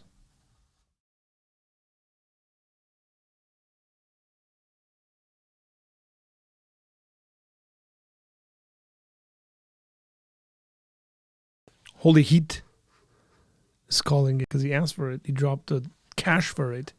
And then now he's like, hang on, I'll bring you in right now. We're about to get real right now. The heat is in the house. Oh man, look at that. I can't hear you, but I love your background. You've muted yourself.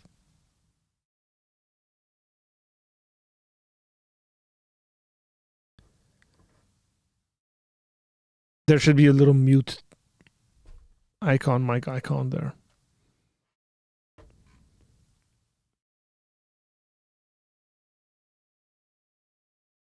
Unless your computer or your mic has a mute button you've hit.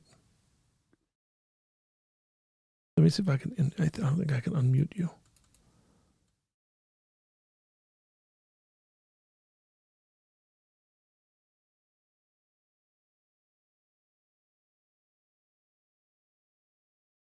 You're still muted.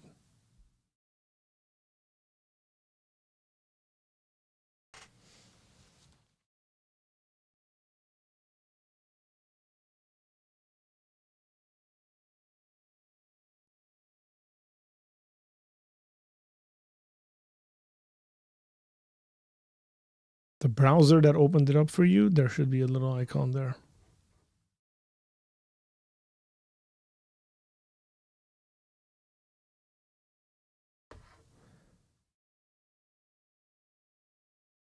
Or you've muted your mic just entirely, like on the mic, you've hit mute or something.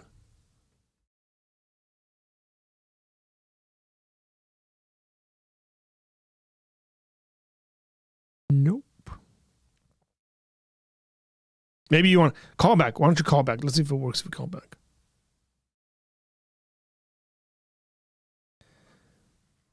Let's see. They said, no, the name makes sense.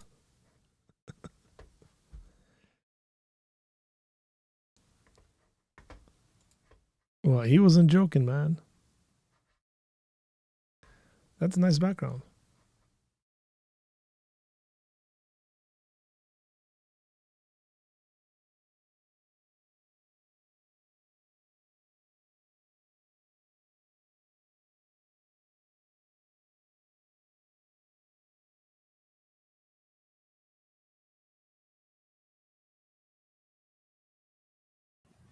There we are. But I heard it and it went away.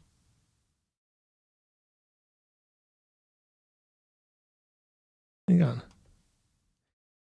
Now it doesn't say you've muted yourself.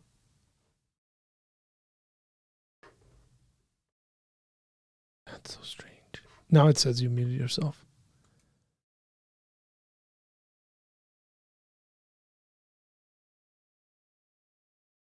You want me to talk?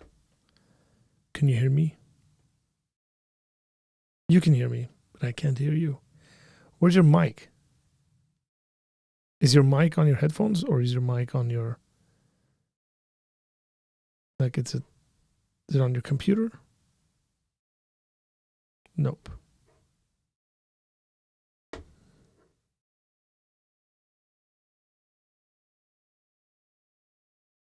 Wish there was a way I could...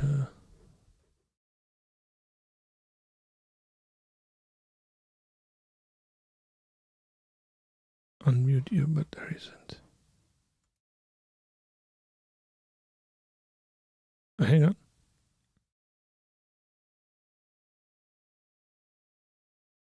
You muted the guest. Mute. Okay.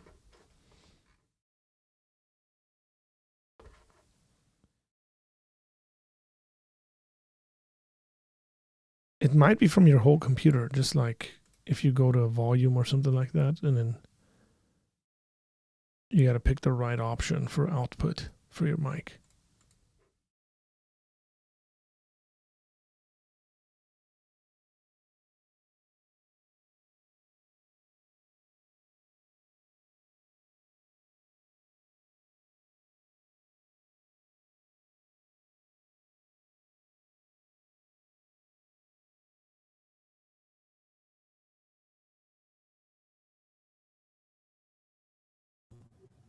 Uh-huh.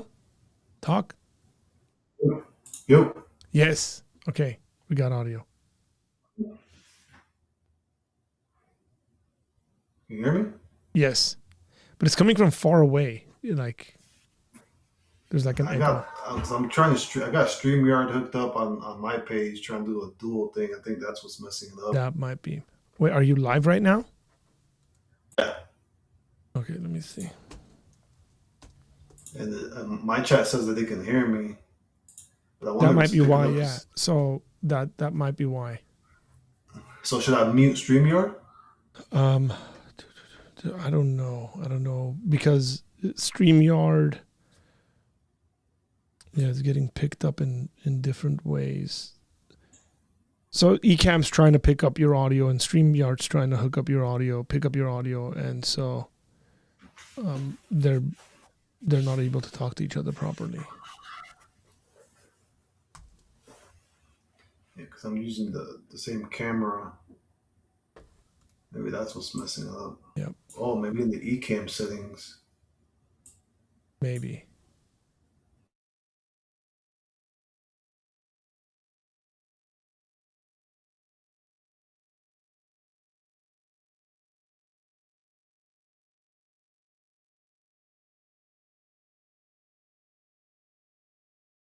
Settings. He said is in the USA. Yeah. Yes, he's in the USA. Communications, man. Hey, what up now? Can you hear me better now? Go ahead, talk. Can you hear me better now? Yes. Okay, yeah, it was in the settings right here on the microphone.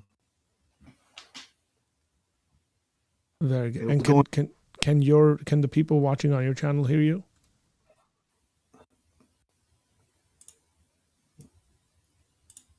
Hey, can you guys hear me in the chat? Hey, Christopher, you there? Okay, yeah. So on the Ecamm, it was on their default microphone, which I have no idea where that goes. So That's I just probably your that's probably your just computer. Okay, yeah, yeah. My chat can hear me. I think people are first trying to figure out your background.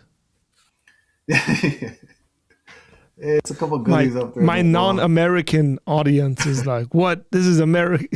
It just looks like a scene out of Terminator, you know? Yeah, but I got like optics everywhere over here. Oh, no way. I got lights. So is that your personal private collection, or is that a store you guys? No. This is my my private collection. Oh, that's so nice. Yeah, dude, I got the I have lights to put you in touch with my buddy that like custom designs weapons. Oh, nice. Yeah, man. I'm like, that's my thing. I mean, if you see, let me change the lights in the background. I can control the lights from my phone. Pretty cool. We'd like him. Let me actually send this. That's kind of better. I mean, you get the whole spill right there. That's pretty much a better view, I think. Some good time going on. Oops. Oh, I gotta fix it again.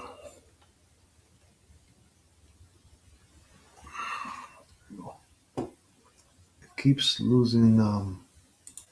StreamYard keeps losing it goes mute by itself. I don't know why. I don't know, man. I'm not StreamYard.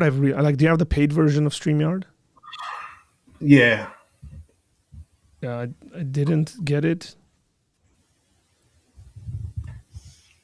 Check out that what I just sent you. I had JP help me out to get it all set up and but I couldn't. I'm still trying to get used to it though. But yeah, you just gotta like tinker and play around with it, man.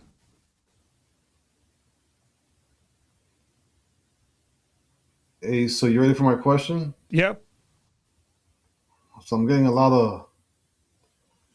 I'm getting attacked on both sides, from the Christians and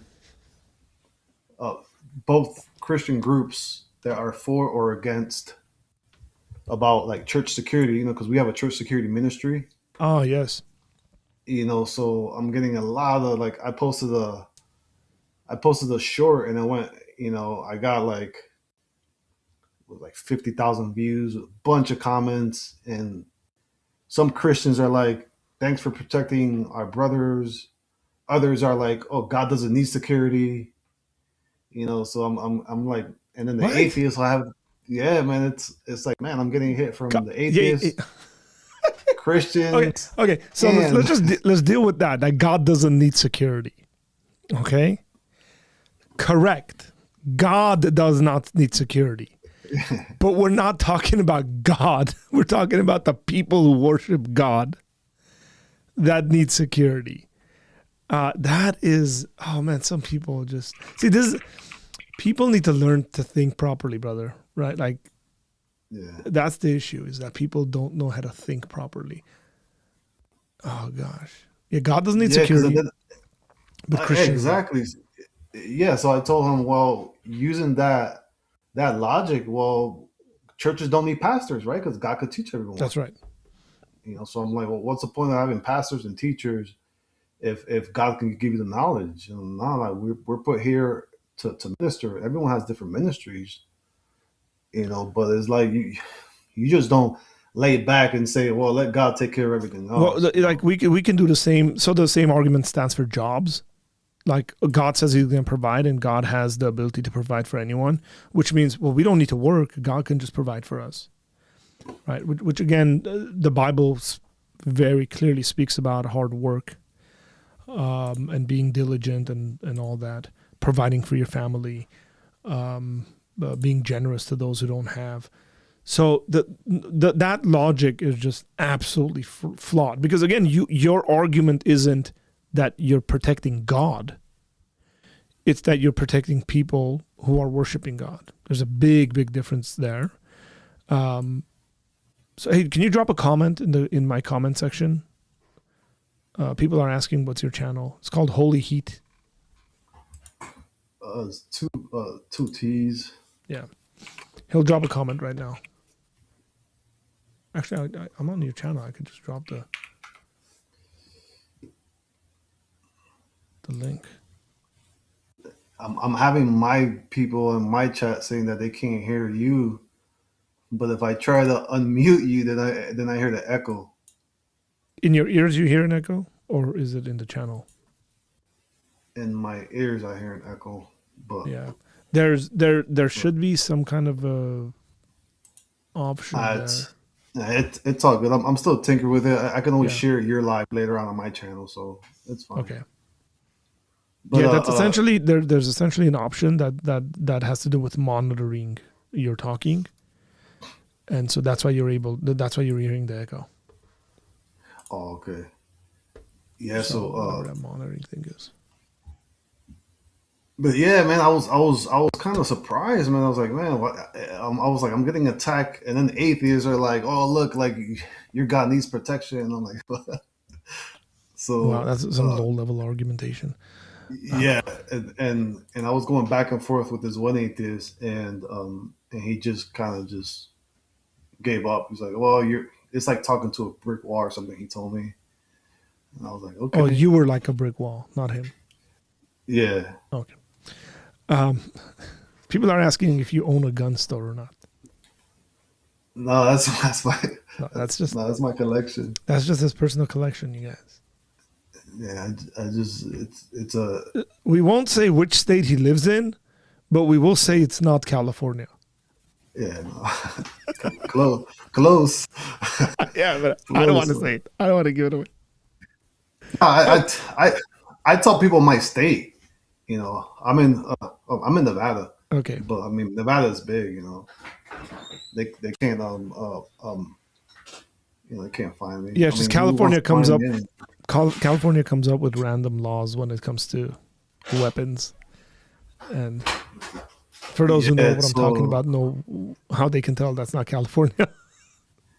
Yeah. No, California. Yeah, you're like limited on everything, on how much ammo you can carry. I mean, everything. It's horrendous. It's kind of weird, but So yeah, no, I just want to get your thought and like using scripture. So here's what I would say. There's a great deal of wisdom, right? There's a great deal of wisdom in regards to protecting those who can't protect themselves. That is a Christian moral or ethic that we need to bring into this conversation. For example, what is the purpose of government? Right. So both say philosophically and biblically. So biblically, we can get some ideas out of Romans chapter 13, that God has placed government in place to punish the evildoers, and those who do good should not be worried, because the purpose of government is to punish the evildoers. In regards to a proper philosophical view of government, we can say that one of the reasons for government is to provide security for its people, essentially to protect its people. So by that logic, when people are saying we don't need, security, or churches or Christians don't need security, we'd say individuals don't need it. So why should the government provide security? And the way the government provides security is predominantly with armed forces, right? With the military. Again, there's a confusion here that I think people seem to have when it comes to God being the thing that we're defending versus individuals who worship God being the thing that we're defending. It's sort of, I've heard this form of an argument, interestingly, within apologetic circles, where people have told me, Christians have told me, by the way, we don't need to defend God, as though they think that apologetics is the defense of God. And it's not. Apologetics is the defense of the belief in God, which are very different things. So we're not defending God. God doesn't need our protection. He doesn't need us defending him. But rather we are defending our beliefs, our views, our worldview. That is the difference there. And it seems like some of those people that are making those comments very simply are making what I would say categorical or category fallacies. They're confusing categories. And you might want to add in there in regards to, hey, we live in dangerous times. People have targeted Christians and churches specifically. And so we feel like we have a ethical or moral obligation to provide a defense. And this is like the most Christian thing you can possibly do, right? One of the, you put yourself in between those who are seeking to cause harm. And then you're putting yourself in between the people who are trying to cause harm versus those who are going to be the victims of that, which is a very self-sacrificial Christian ethic. You don't necessarily need to do that, right? But you are doing it because you realize that there could potentially be the danger of individuals being targeted, and then you want to protect them from any kind of a danger like that. So that's what I told, because the conversation with the atheist went that road. He was trying to make it sound like I'm only going to protect Christians. That's it. I was like, dude, you can be Muslim, agnostic. If you're next to me and something goes down, stay in your ground law. Here in Nevada, the gun laws. When you're if there's a mass shooting or something, I can use my weapon to defend and protect others. I'm good. I don't care who's next to me. I'm not just gonna say, "Hey, who's Christians? Get behind me." Whoever's there. So that's what I was trying to tell him. He kept trying to say, "Well, you're just protecting a certain group." And I was like, "Well, it's a church. There's kids. There's people there, but I carry on me all the time. I always got my. I don't want to say on YouTube, but I always got this one over there. Where is it? I got one of those. The pink one. Yeah, the Miami edition one.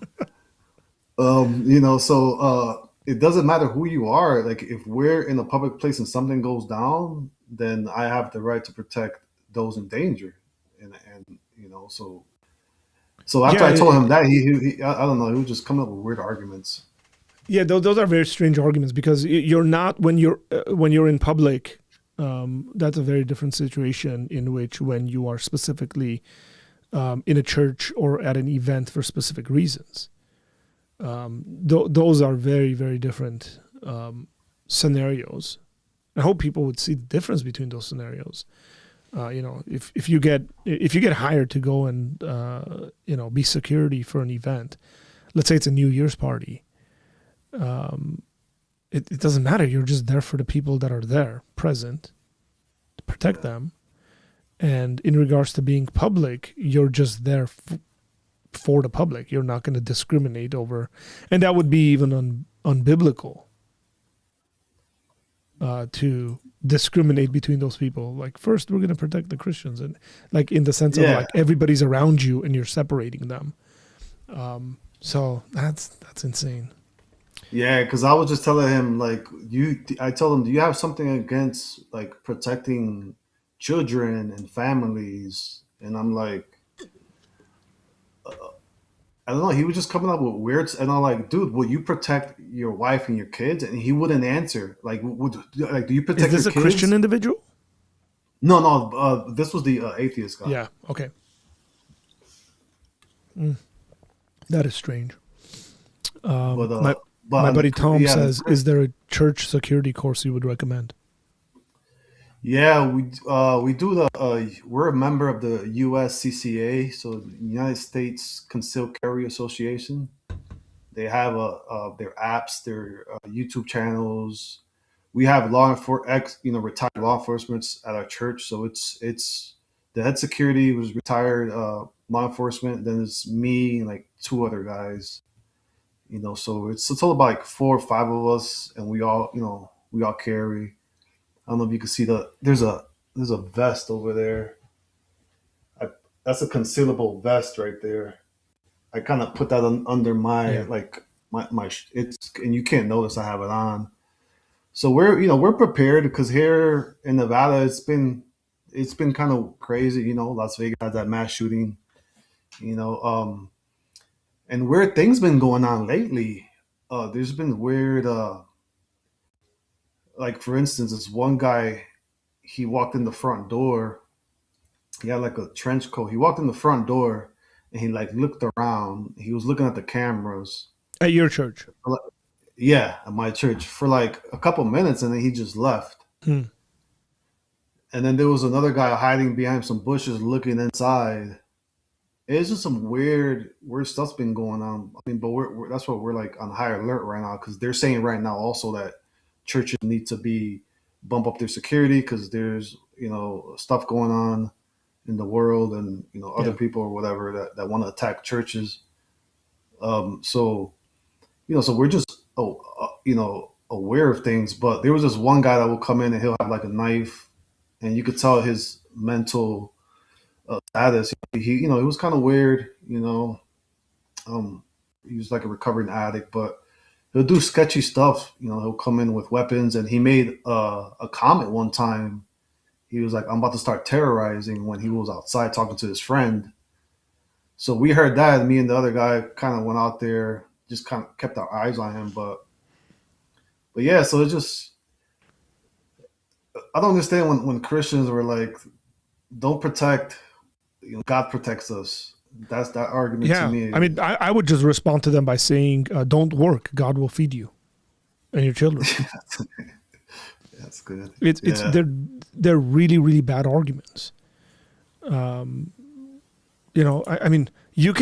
I can take all sorts of Bible passages and pull them out of context. For example, Jesus says, "Do not look at the flowers of the field. God dresses them," so on and so forth. If I could pull that out of context and teach someone, don't worry about your clothing, don't buy any clothing, just like God will clothe you, be naked. Yeah.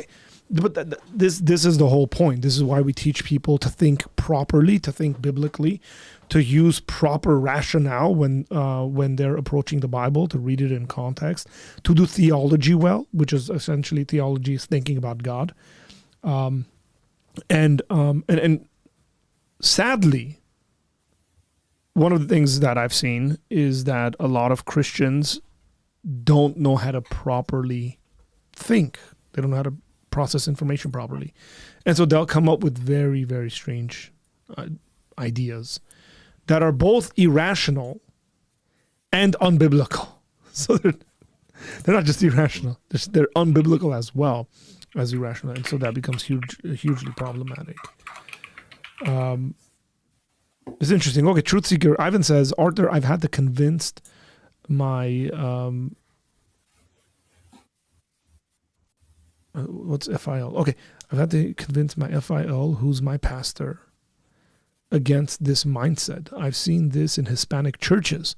People even use the turn the other cheek and cite the disciples getting martyred as an argument. Okay. Interesting. Yeah. See, is a I can truth see seeker, why. Hispanic? Say that again.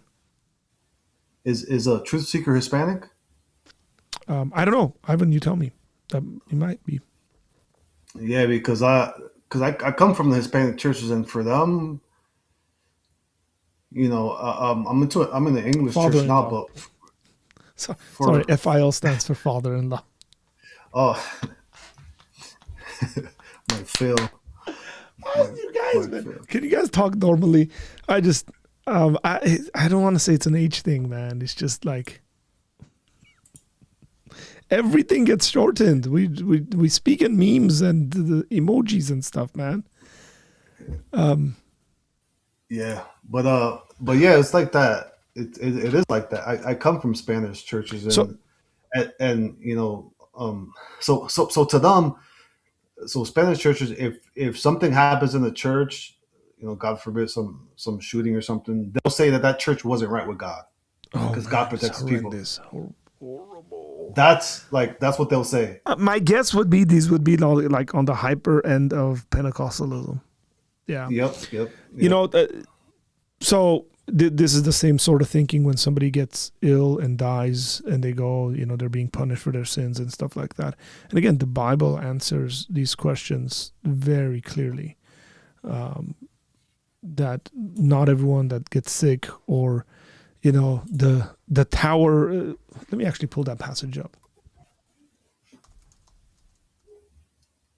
Yeah, man, because if it's a hot day, they'll blame that on the devil too. Yeah. I'm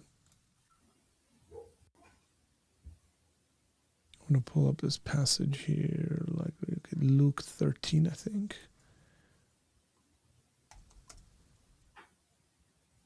Luke 13, 4-5. Okay, this is perfect. Actually, just because the Bible has such a clear answer for this sort of thinking, we're going to pull this up and look at it. Okay, guys. Okay, look at this.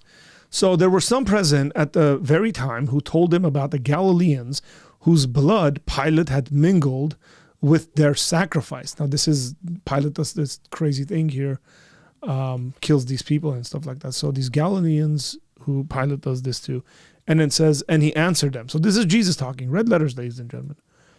Do you think that these Galileans were worse sinners than all the other Galileans? So that's Jesus' question. Because they suffered this way? No, I tell you. Like, Jesus is very clearly saying, do you think because this bad thing happened to these Galileans, they're worse sinners? No.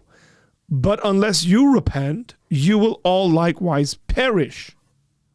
So Jesus takes this situation and this question and flips it on them and says, do you think they were worse sinners than you? He says, no, but you need to repent or else your end is going to be worse. And then he gives the second example.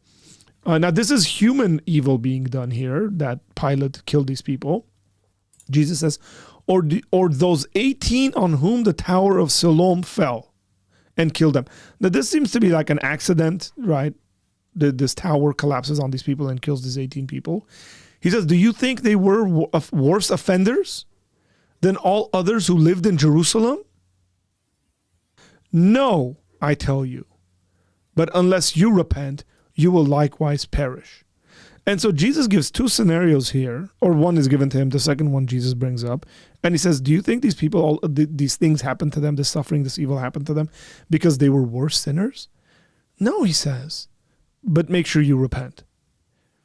And I would just wish people paid more attention to this. That Jesus, or when Jesus' disciples asked them, who sinned for this man to be like this, right? The paraplegic. Was it his parents? Was it him that sinned for him to be like this? And Jesus said, no one.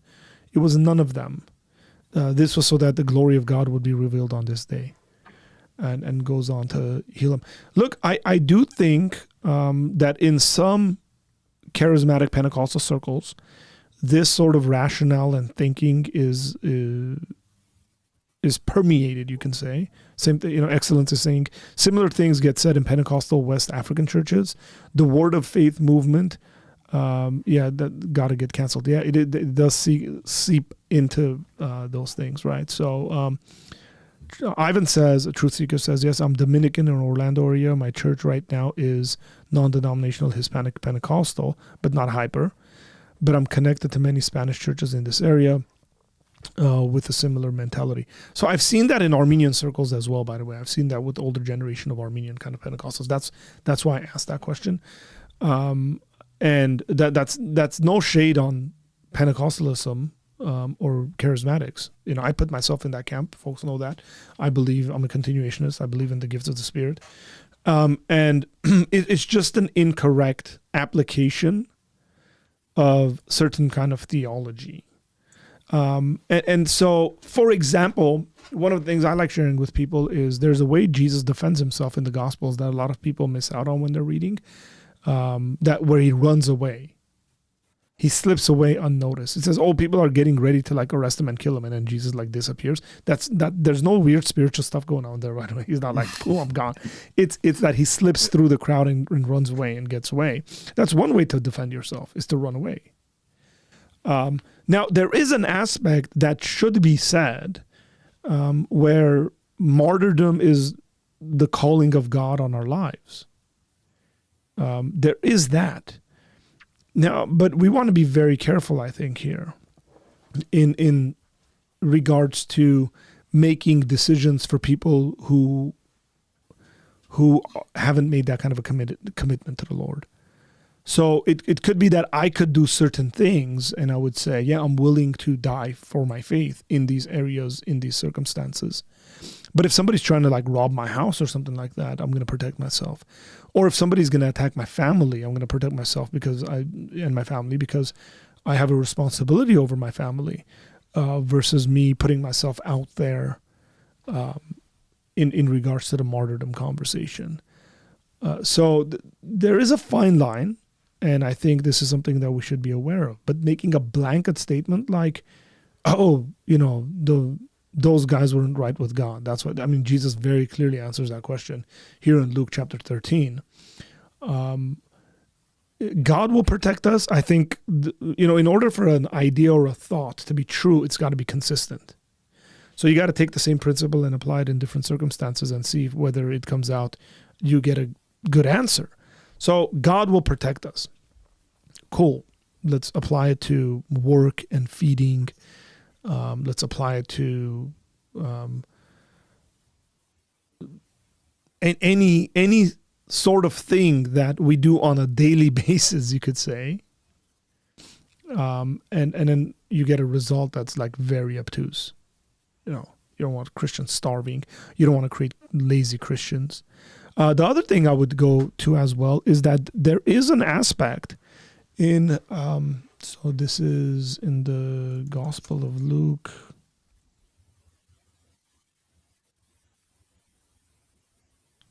I'm trying to pull this up. 20.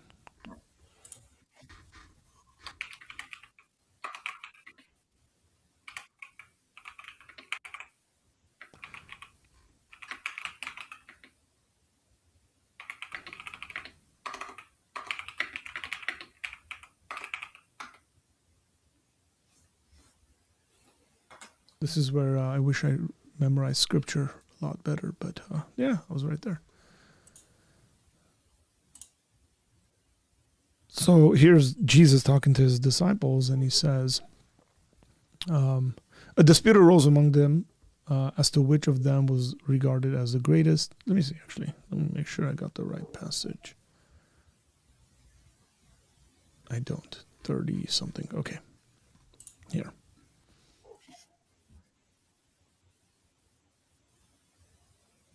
Okay, and he said to them, when I sent you out with no, this is in the past he's referring to, when I sent you out with no money bags or knapsacks or sandals, did you lack anything? And they said, nothing. So Jesus sends them out for missionary work, and he says, don't take any of these things with you, right? No money bag, because he's saying, essentially, people are going to provide for you. Let me actually take this highlight away. Let me see. Because they were supposed to kind of rely on the hospitality of people. This is the first journey he sends them on. Then he goes on to say, but he said to them, but now let the one who has a money bag take it, and likewise a knapsack, and let the one who has no sword sell his cloak and buy one. So here Jesus is talking about essentially having money with you, having daily kind of substances, things that you need in regards to like a backpack, you're carrying around your daily things with you. And then the one who has no sword, which is self-protection, go and buy one. Because it's different than the first time. So there's a situational difference here in regards to the first time Jesus sent them out. That was for sort of a short-term, you can say, trip. And that was, they didn't need that. They were going to rely on the hospitality of the people. And then this time, it's more of a long-term thing. And Jesus says, no. Take your money back. This is a lifelong sort of thing, and have a protection, because as many have pointed out, in the ancient world, it was a very dangerous thing to travel, because bandits would hide by the roads and rob you and hurt you and stuff like that. And what he's saying is, look, take some defensive measures. Now, yes, somebody could refer to, Peter attacks that guy, the Roman or the temple guard, and cuts his ear off. Correct, because Peter is doing something out of its proper place. Peter is, number one, going on the offensive to attack this guy. Number two, Jesus, he's getting in the middle of things that are ordained for Jesus to do, which is the calling aspect of Jesus sacrificing his life. And so Jesus tells him, hey, no, we're not going to live that kind of an aggressive life. And nobody's arguing for that. Nobody's saying, yes, Christians should go out there and be aggressive and attack people. That is not the argument. The argument here is that you are taking a defensive posture of protecting yourself and your loved ones. The other thing I would say, maybe you can bring this up for people who bring up Christians specifically. You should ask them whether we should get rid of the police department. Yeah, right. Right. I mean, it's very weird ways the leftist and the ultra hyper kind of folks on our side tend to agree on defunding the police. And I just told the one guy. Well, I just told that one guy too. I was like, "Do you lock your doors at night?" Yeah. And it was like silent, like no comment. Yeah. Oh, why do you lock your doors if God can protect? Do you have a security system in your house? Yeah, it's all day. All day. Yeah. You can go all day with asking questions like that.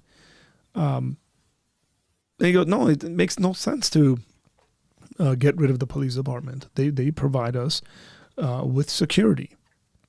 And now we live in a country, thank God, we live in a country where individuals have the ability to defend themselves and defend others.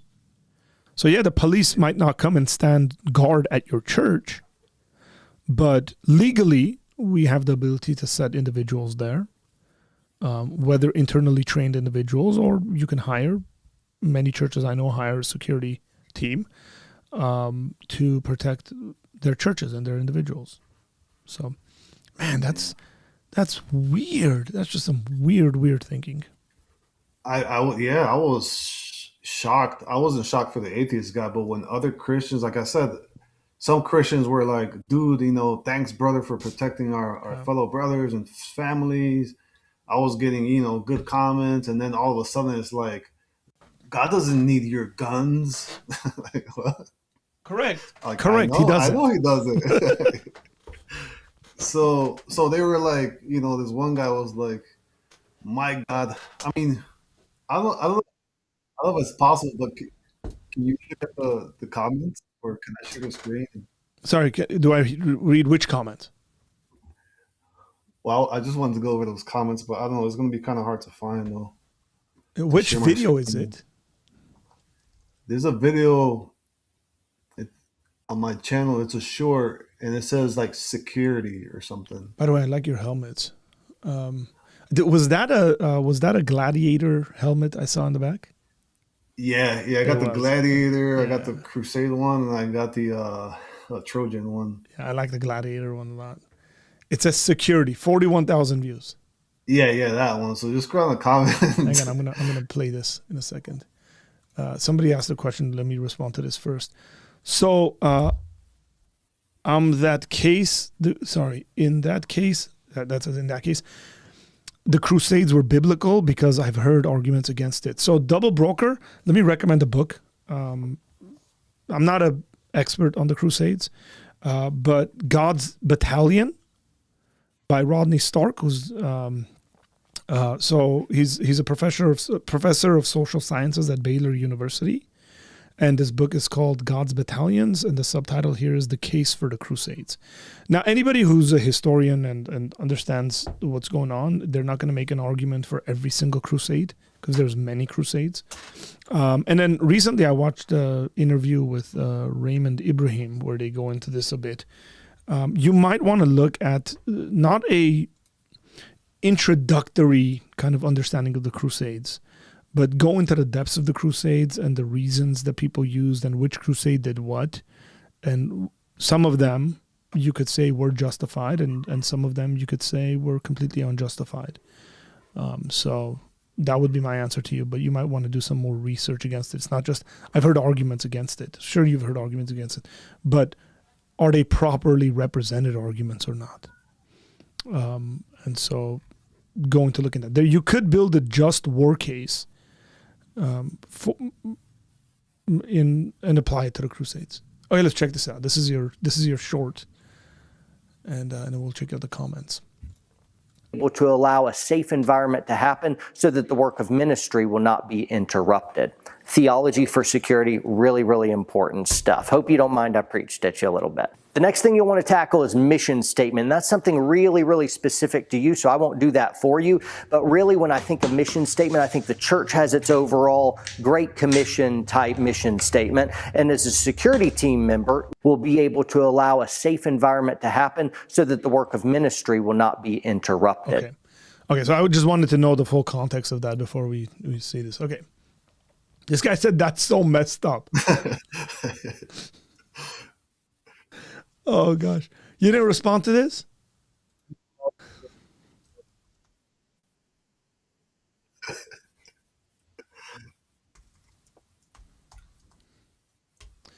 Let's see. Let's pick some fights.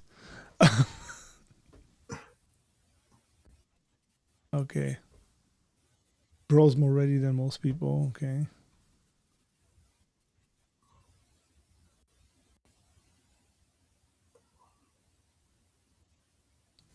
Okay, the living God in my Lord Jesus is my safe spot.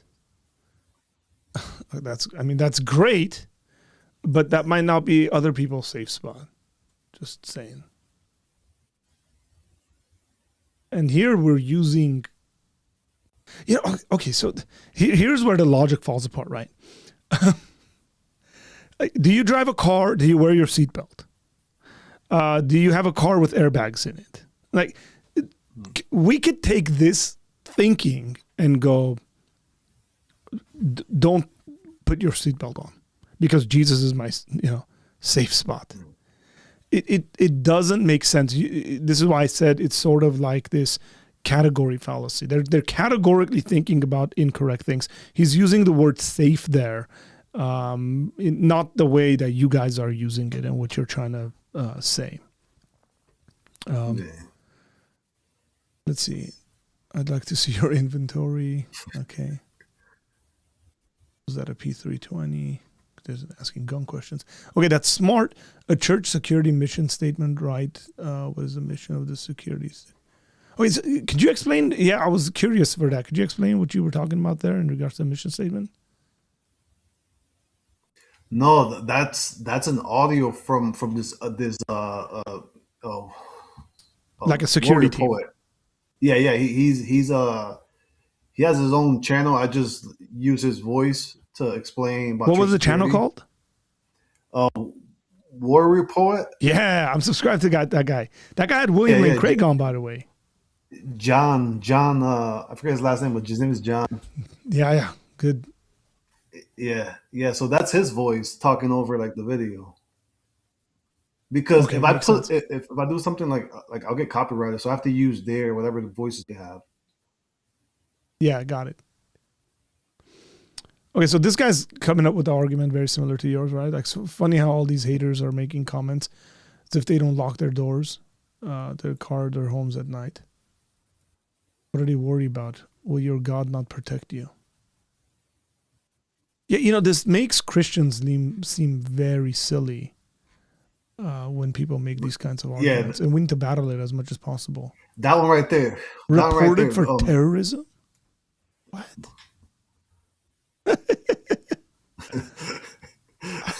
I mean, this guy might not know what that word terrorism is. Hey, go up and read the one. Go up This one. one. That one. That's the guy. Okay, for your church to need security is pretty funny. Why would anyone want to harm a true man of God? Wow. Okay. it's so bad. Do they realize that like Jesus and the apostles were all harmed? Like the book of Hebrews talks about like all the men of God who were put to the sword and killed. Like, oh man. Okay. The only so-called godly men that got shot or attacked were all about the power and money. Okay. This is so funny. You must be protecting pastors that are millionaires. Okay. No replies to this? Yeah. Okay.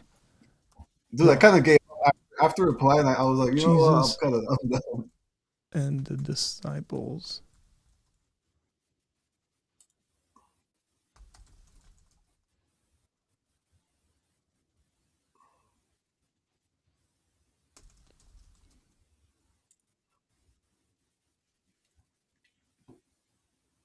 Oh, we should capitalize Hebrews. Hebrews 12, right? Or is it at the end of 11? Let's see. Yeah, 11. I want to give him a proper passage to...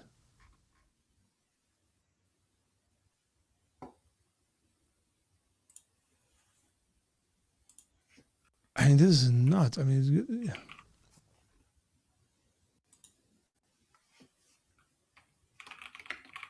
Hebrews.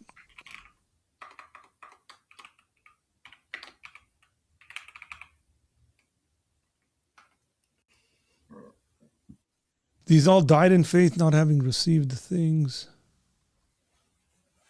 Yeah, so we got to go back here.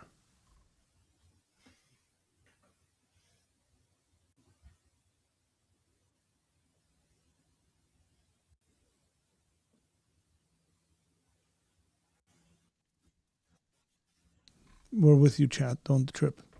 Yeah, so by Isaac. Yeah, I'm just going to say Hebrews 11 because I think that'll make sense for him. Read Hebrews 11 to see.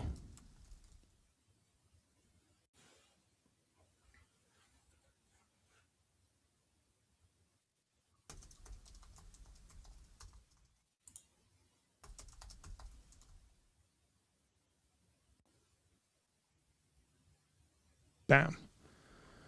Picking fights, guys. Arthur is double instigating. I'm not. I'm just like, it's sad, man. It's very sad.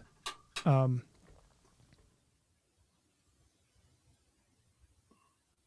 cool. That's so. Yeah. I think I said something to that. I don't know if I replied to him.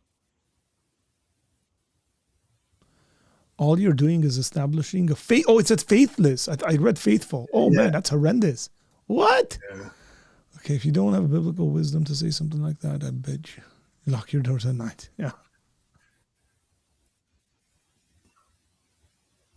I even said something about the body of Christ being divided because of people like him, like that have those. Yeah. The body of Christ is so divided on topics that have nothing to do with our salvation. That is horrendous. Oh, this is that same dude that said thing. That I have my faith to protect me. Yeah. Oh, man. Just bad biblical teaching. Yeah, man, I got hit. I'm telling you, I was like, man, like I was not expecting any of this. Yeah. I mean, that's the sad reality of individuals not knowing how to properly think, how to properly do biblical theology. and then what they do is they actually end up harming the Christian witness in the world, in my opinion. Hey, when did you start this channel? In September. Dude, and you're up to like almost 1.5 subscribers. Yeah, I was pumping a lot of shorts. I was doing a lot of shorts, and I used to do a couple lives off my cell phone. But now we got like the gun community. We got like we're getting a shadow ban from YouTube now. Not surprised.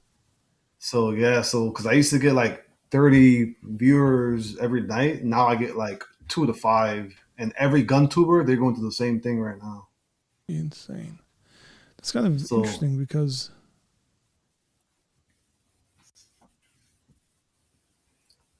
yeah, so that's what this other gun tuber I know. He has like 10,000 followers. He used to tell me, dude, I used to have 100 people on my live streams every other day, and now he gets 5 or 10 people. They're not coming up. They're not getting notified. Hey, I just lean into. If I were you, I would lean into doing shorts. I'll do a channel review for you. So I would lean into doing shorts because your shorts numbers are pretty good. But also, instead of doing live streams, make videos. Yeah, I was actually thinking of making a video defending the security position, coming up with scripture and stuff like that. That's a perfect video. You know, like title it something like 5 reasons why your church needs a security team or something, right? And then just go bam, bam, bam. Respond to a couple of the faulty thinking that we just responded to, and then you're good to go. Yeah. No, you just gave me a good idea, because I was thinking the same thing of just making one video defending that, because that's the most video I got, like the most. I got positive stuff too, but there's a lot of negative stuff there too. Yeah. So like you can do that, and then I know this is in regards to like the way YouTube is done, but if you do a video and you see it gets good traction, lean into it. Make another video just like it. I mean, don't compromise your values and all that stuff. You never want to do that. But it's like, oh, this subject has people interested in, so I'm going to double down. And then now, because the way the shorts are, you can always, you can link it to a longer video. Yeah. So sometimes if you're doing a short, you want to put it and then put your longer video, and then because if it gets picked up and it does well, you want to link it, and it just kind of feeds it into each other. But this is really good growth, bro. Well, you're almost at. That's a good idea, man. Dude, I've watched so many like YouTube, like people teaching me how to do YouTube. If I actually had a desire to teach people how to do YouTube, I would totally start a channel and focus on that. And you can make a lot of money doing that.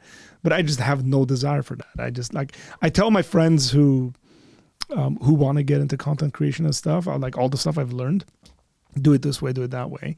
I mean, I'm trying to get my wife to start a YouTube channel, and I'm really going to try to implement a bunch of those things, because hers it's not going to have anything to do with Christianity or apologetics or anything. It's going to be, she's an English teacher, so we're going to focus on teaching people how to learn English as a foreign language.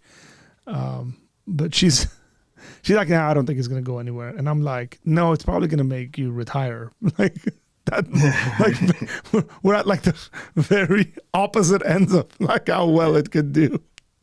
Yeah.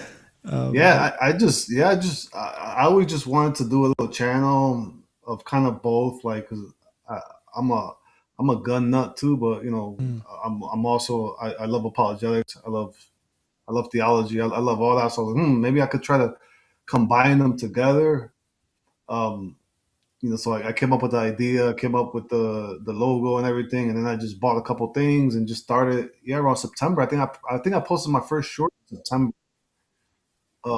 September, and I can go out there as hard, but my business, I have to run the business, so it takes a lot of time, man. So I'm like, I get on when I get on. I'll do a short when I have time, because I really want to get monetized. I'm like, are you? So you're there when it comes to subscribers. You're not there when it comes to watch hours. Yeah, I got like 25 watch hours. Yeah, because it's all on shorts. Yeah, so that's another reason why I wanted to do more lives and more videos. So Yeah. because when I do a live, I'll have 10 people there the whole time for 1 hour. Yeah, So I yeah, get a that bunch makes of a lot of hours that difference. way too. But man, I'm tired, man. I get home, man. I don't want to be on the camera talking. Yeah, that's true. Hey, trust me, I I know. want to eat, and just go to sleep, man. I know exactly what that's like. I also do so. What's gaining a lot of attention? I'm a giver. I love to give. I love to do. So I've been doing like a spin the wheel, like giveaways. So I got one of my subscribers. He just won this $300 optic. That's a nice optic, man. Yeah, dude. So I'm. I told him when I get to 2,000 subscribers, I'm gonna give this a weapon light away. Oh, that's the thing. That's a flashlight, huh? Yeah, it's a flash gun the flashlight that mounts to the gun. Yeah. Mine's got one. So yeah. So so as more subscribers come in, I'm like, hey, like I'll do random spin the wheels. I'll cash out you $100, like if you win, and I cash out people money, and people thought I was joking. Like this one guy was like, dude, I thought you were joking, and I was like, no, you won, congratulations. So it's like, because you got these gun tubers, man. They got 4 million subscribers, man, and they're giving stuff away, but they're making you pay for it. They're like, everyone give $10 and whoever wins. I'm like, man, you got 4 million I know, subscribers. You're getting so much money from YouTube, and they're not even giving stuff away. So I'm like, man, That's horrible. Yeah, so that is absolutely horrible. Hey, I'm not gonna, just for my comment section, guys. I'm not gonna be teaching people how to read and write in English. Hey, can I recommend a couple of things about your channel? Yeah, go ahead. Okay. So delete the streams you have here for testing. Okay. Yeah. Just get rid of those. Okay. And then develop some thumbnails. Yeah, dude, I have no idea how to do any of that. I just got on here just like, I'm just gonna wing it. Let me see how far I know. But like there are ways you can develop that stuff where it'll take you literally 5 to 10 minutes every time to create it. So, but I'll get on a call with you. I'll show you how to do some of that stuff. It's very simple. Like you can do all that on Canva and just like export them. Like if you go on my thumbnails and you look at all my thumbnails, like with the exception of a couple of things, it's essentially the same exact thing.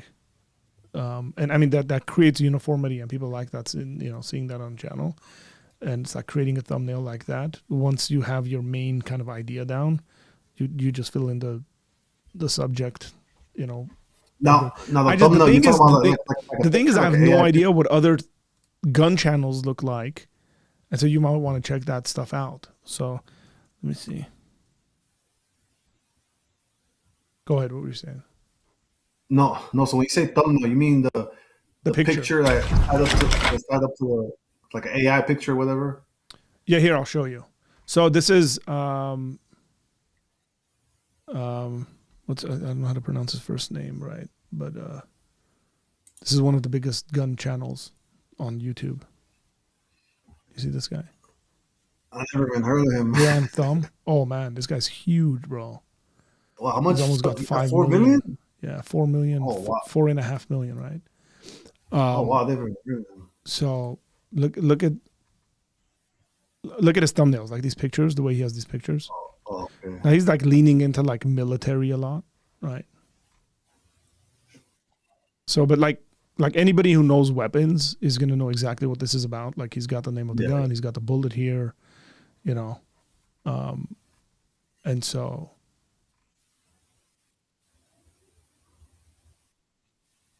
Like I would lean into creating, like if this is the way, if you check out a couple of other gun channels, like big ones, and you see this is the way they're doing it.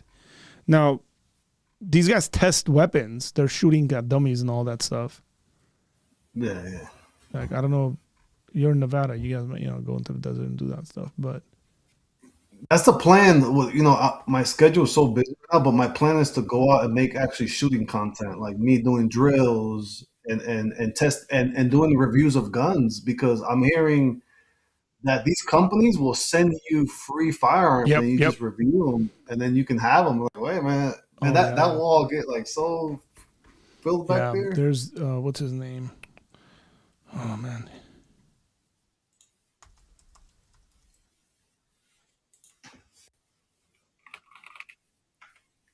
This dude I've been watching for a long time.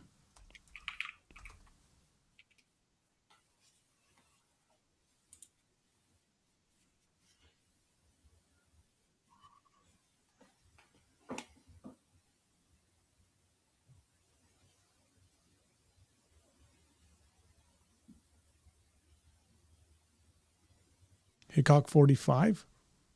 Oh yeah, Hickok, yeah. Okay, That's so my this man, guy's got 8 million subscribers, bro, and he's like, dude, he's he's been on YouTube for Yeah. like 20, like before YouTube even started, bro. He was on yeah, YouTube. but he's like a fun old guy that's just like, hey, let's shoot this gun, you know. But he's like And that's very his educational.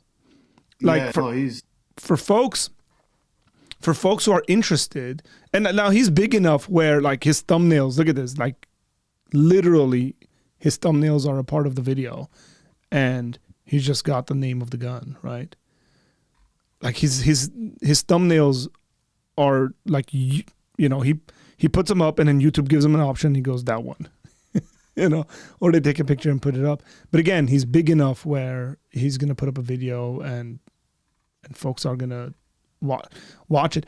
You know, people who are like researching which gun to buy or, you know, what bullets or what, you can go on this guy's channel and probably find the gun you're looking for and his very fair analysis on that gun.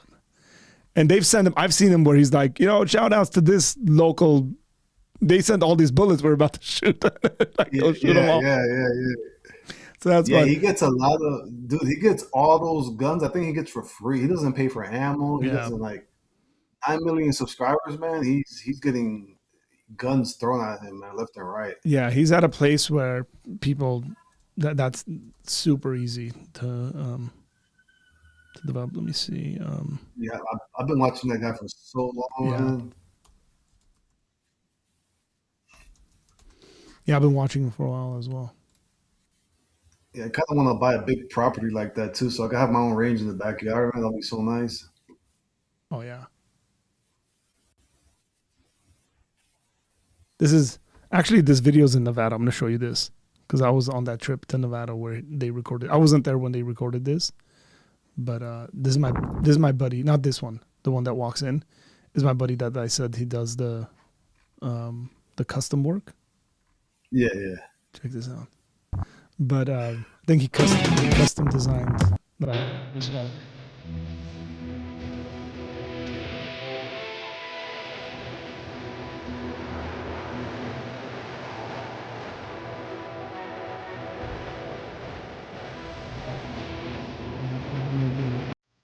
That's nice. Yeah, he does really good work. I sent you the Instagram, bro. Like, you check it out. Because he does really, really good work. I've known that guy for I've known him since he was in like 8th grade. He has YouTube because I don't do Instagram.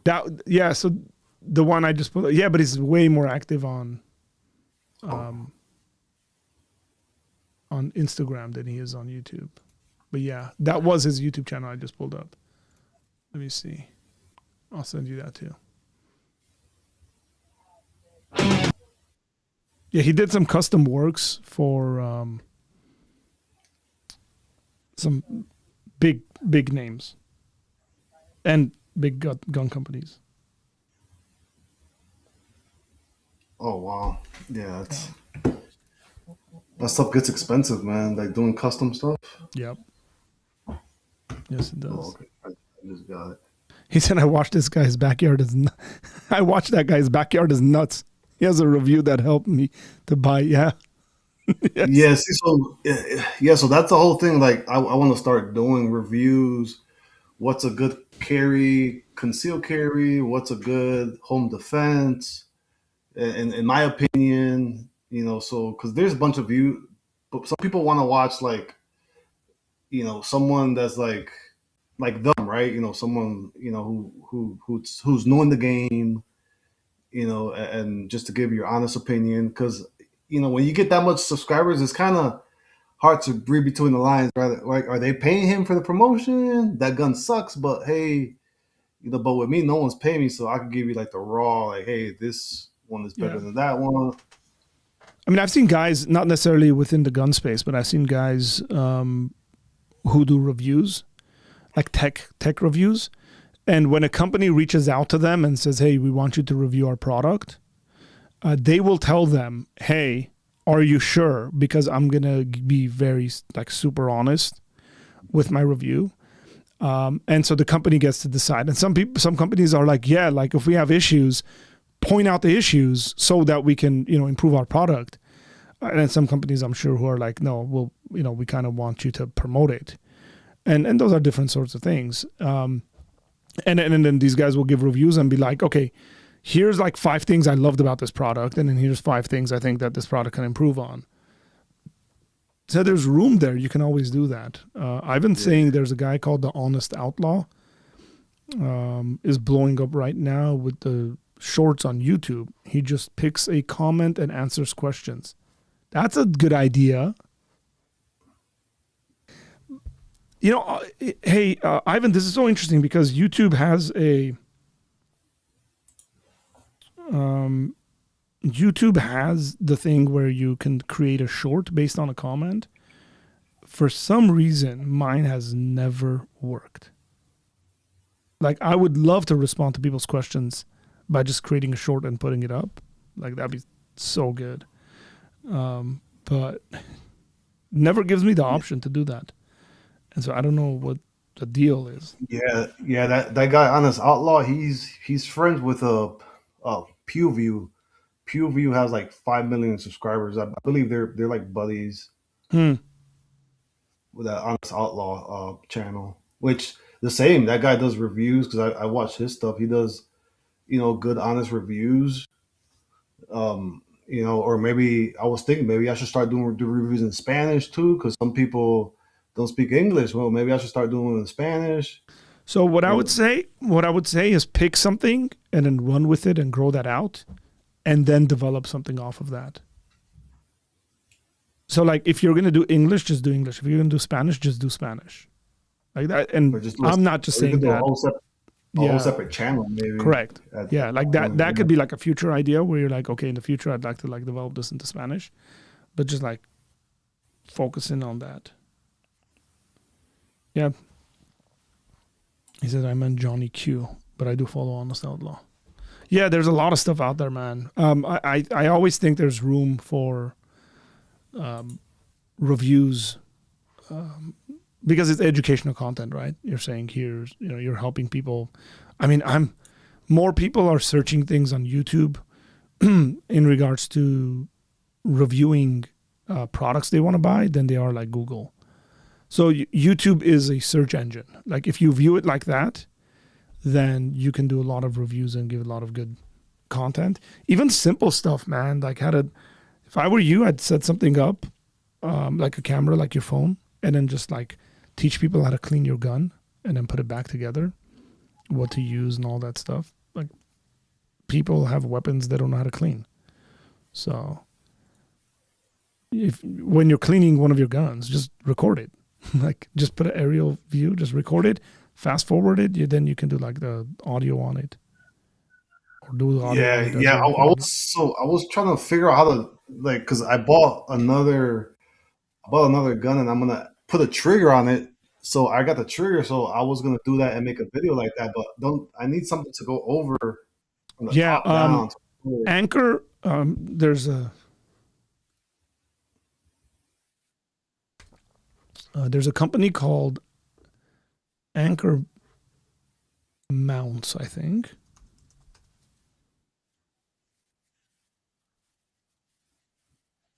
It's the Anchor company, Anker. They make a lot of different products, and they have mounts that have those aerial shots. Yeah, because I got my camera on a tripod. I got that Sony A7 IV. It's supposed to be a really good camera.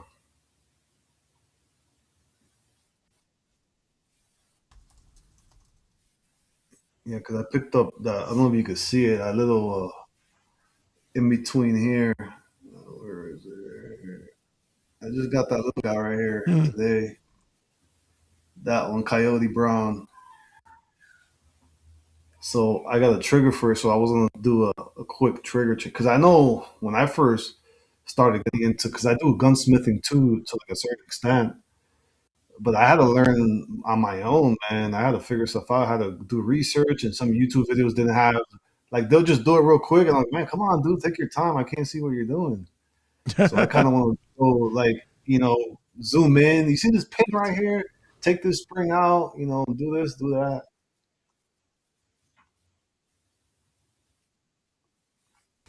So instead of Anchor that makes phone accessories, yeah, I'm pretty sure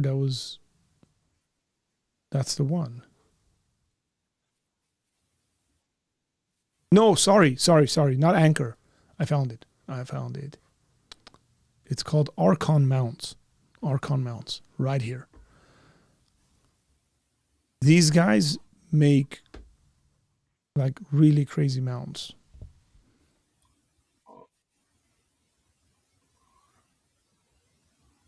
So they have all sorts of stuff for recording. Okay. I got them here on Amazon too. Yeah, you should go check out like which one is the one that does the aerial shots, because they do have the aerial shots ones. Yeah, because they're using a lot of these are for phones.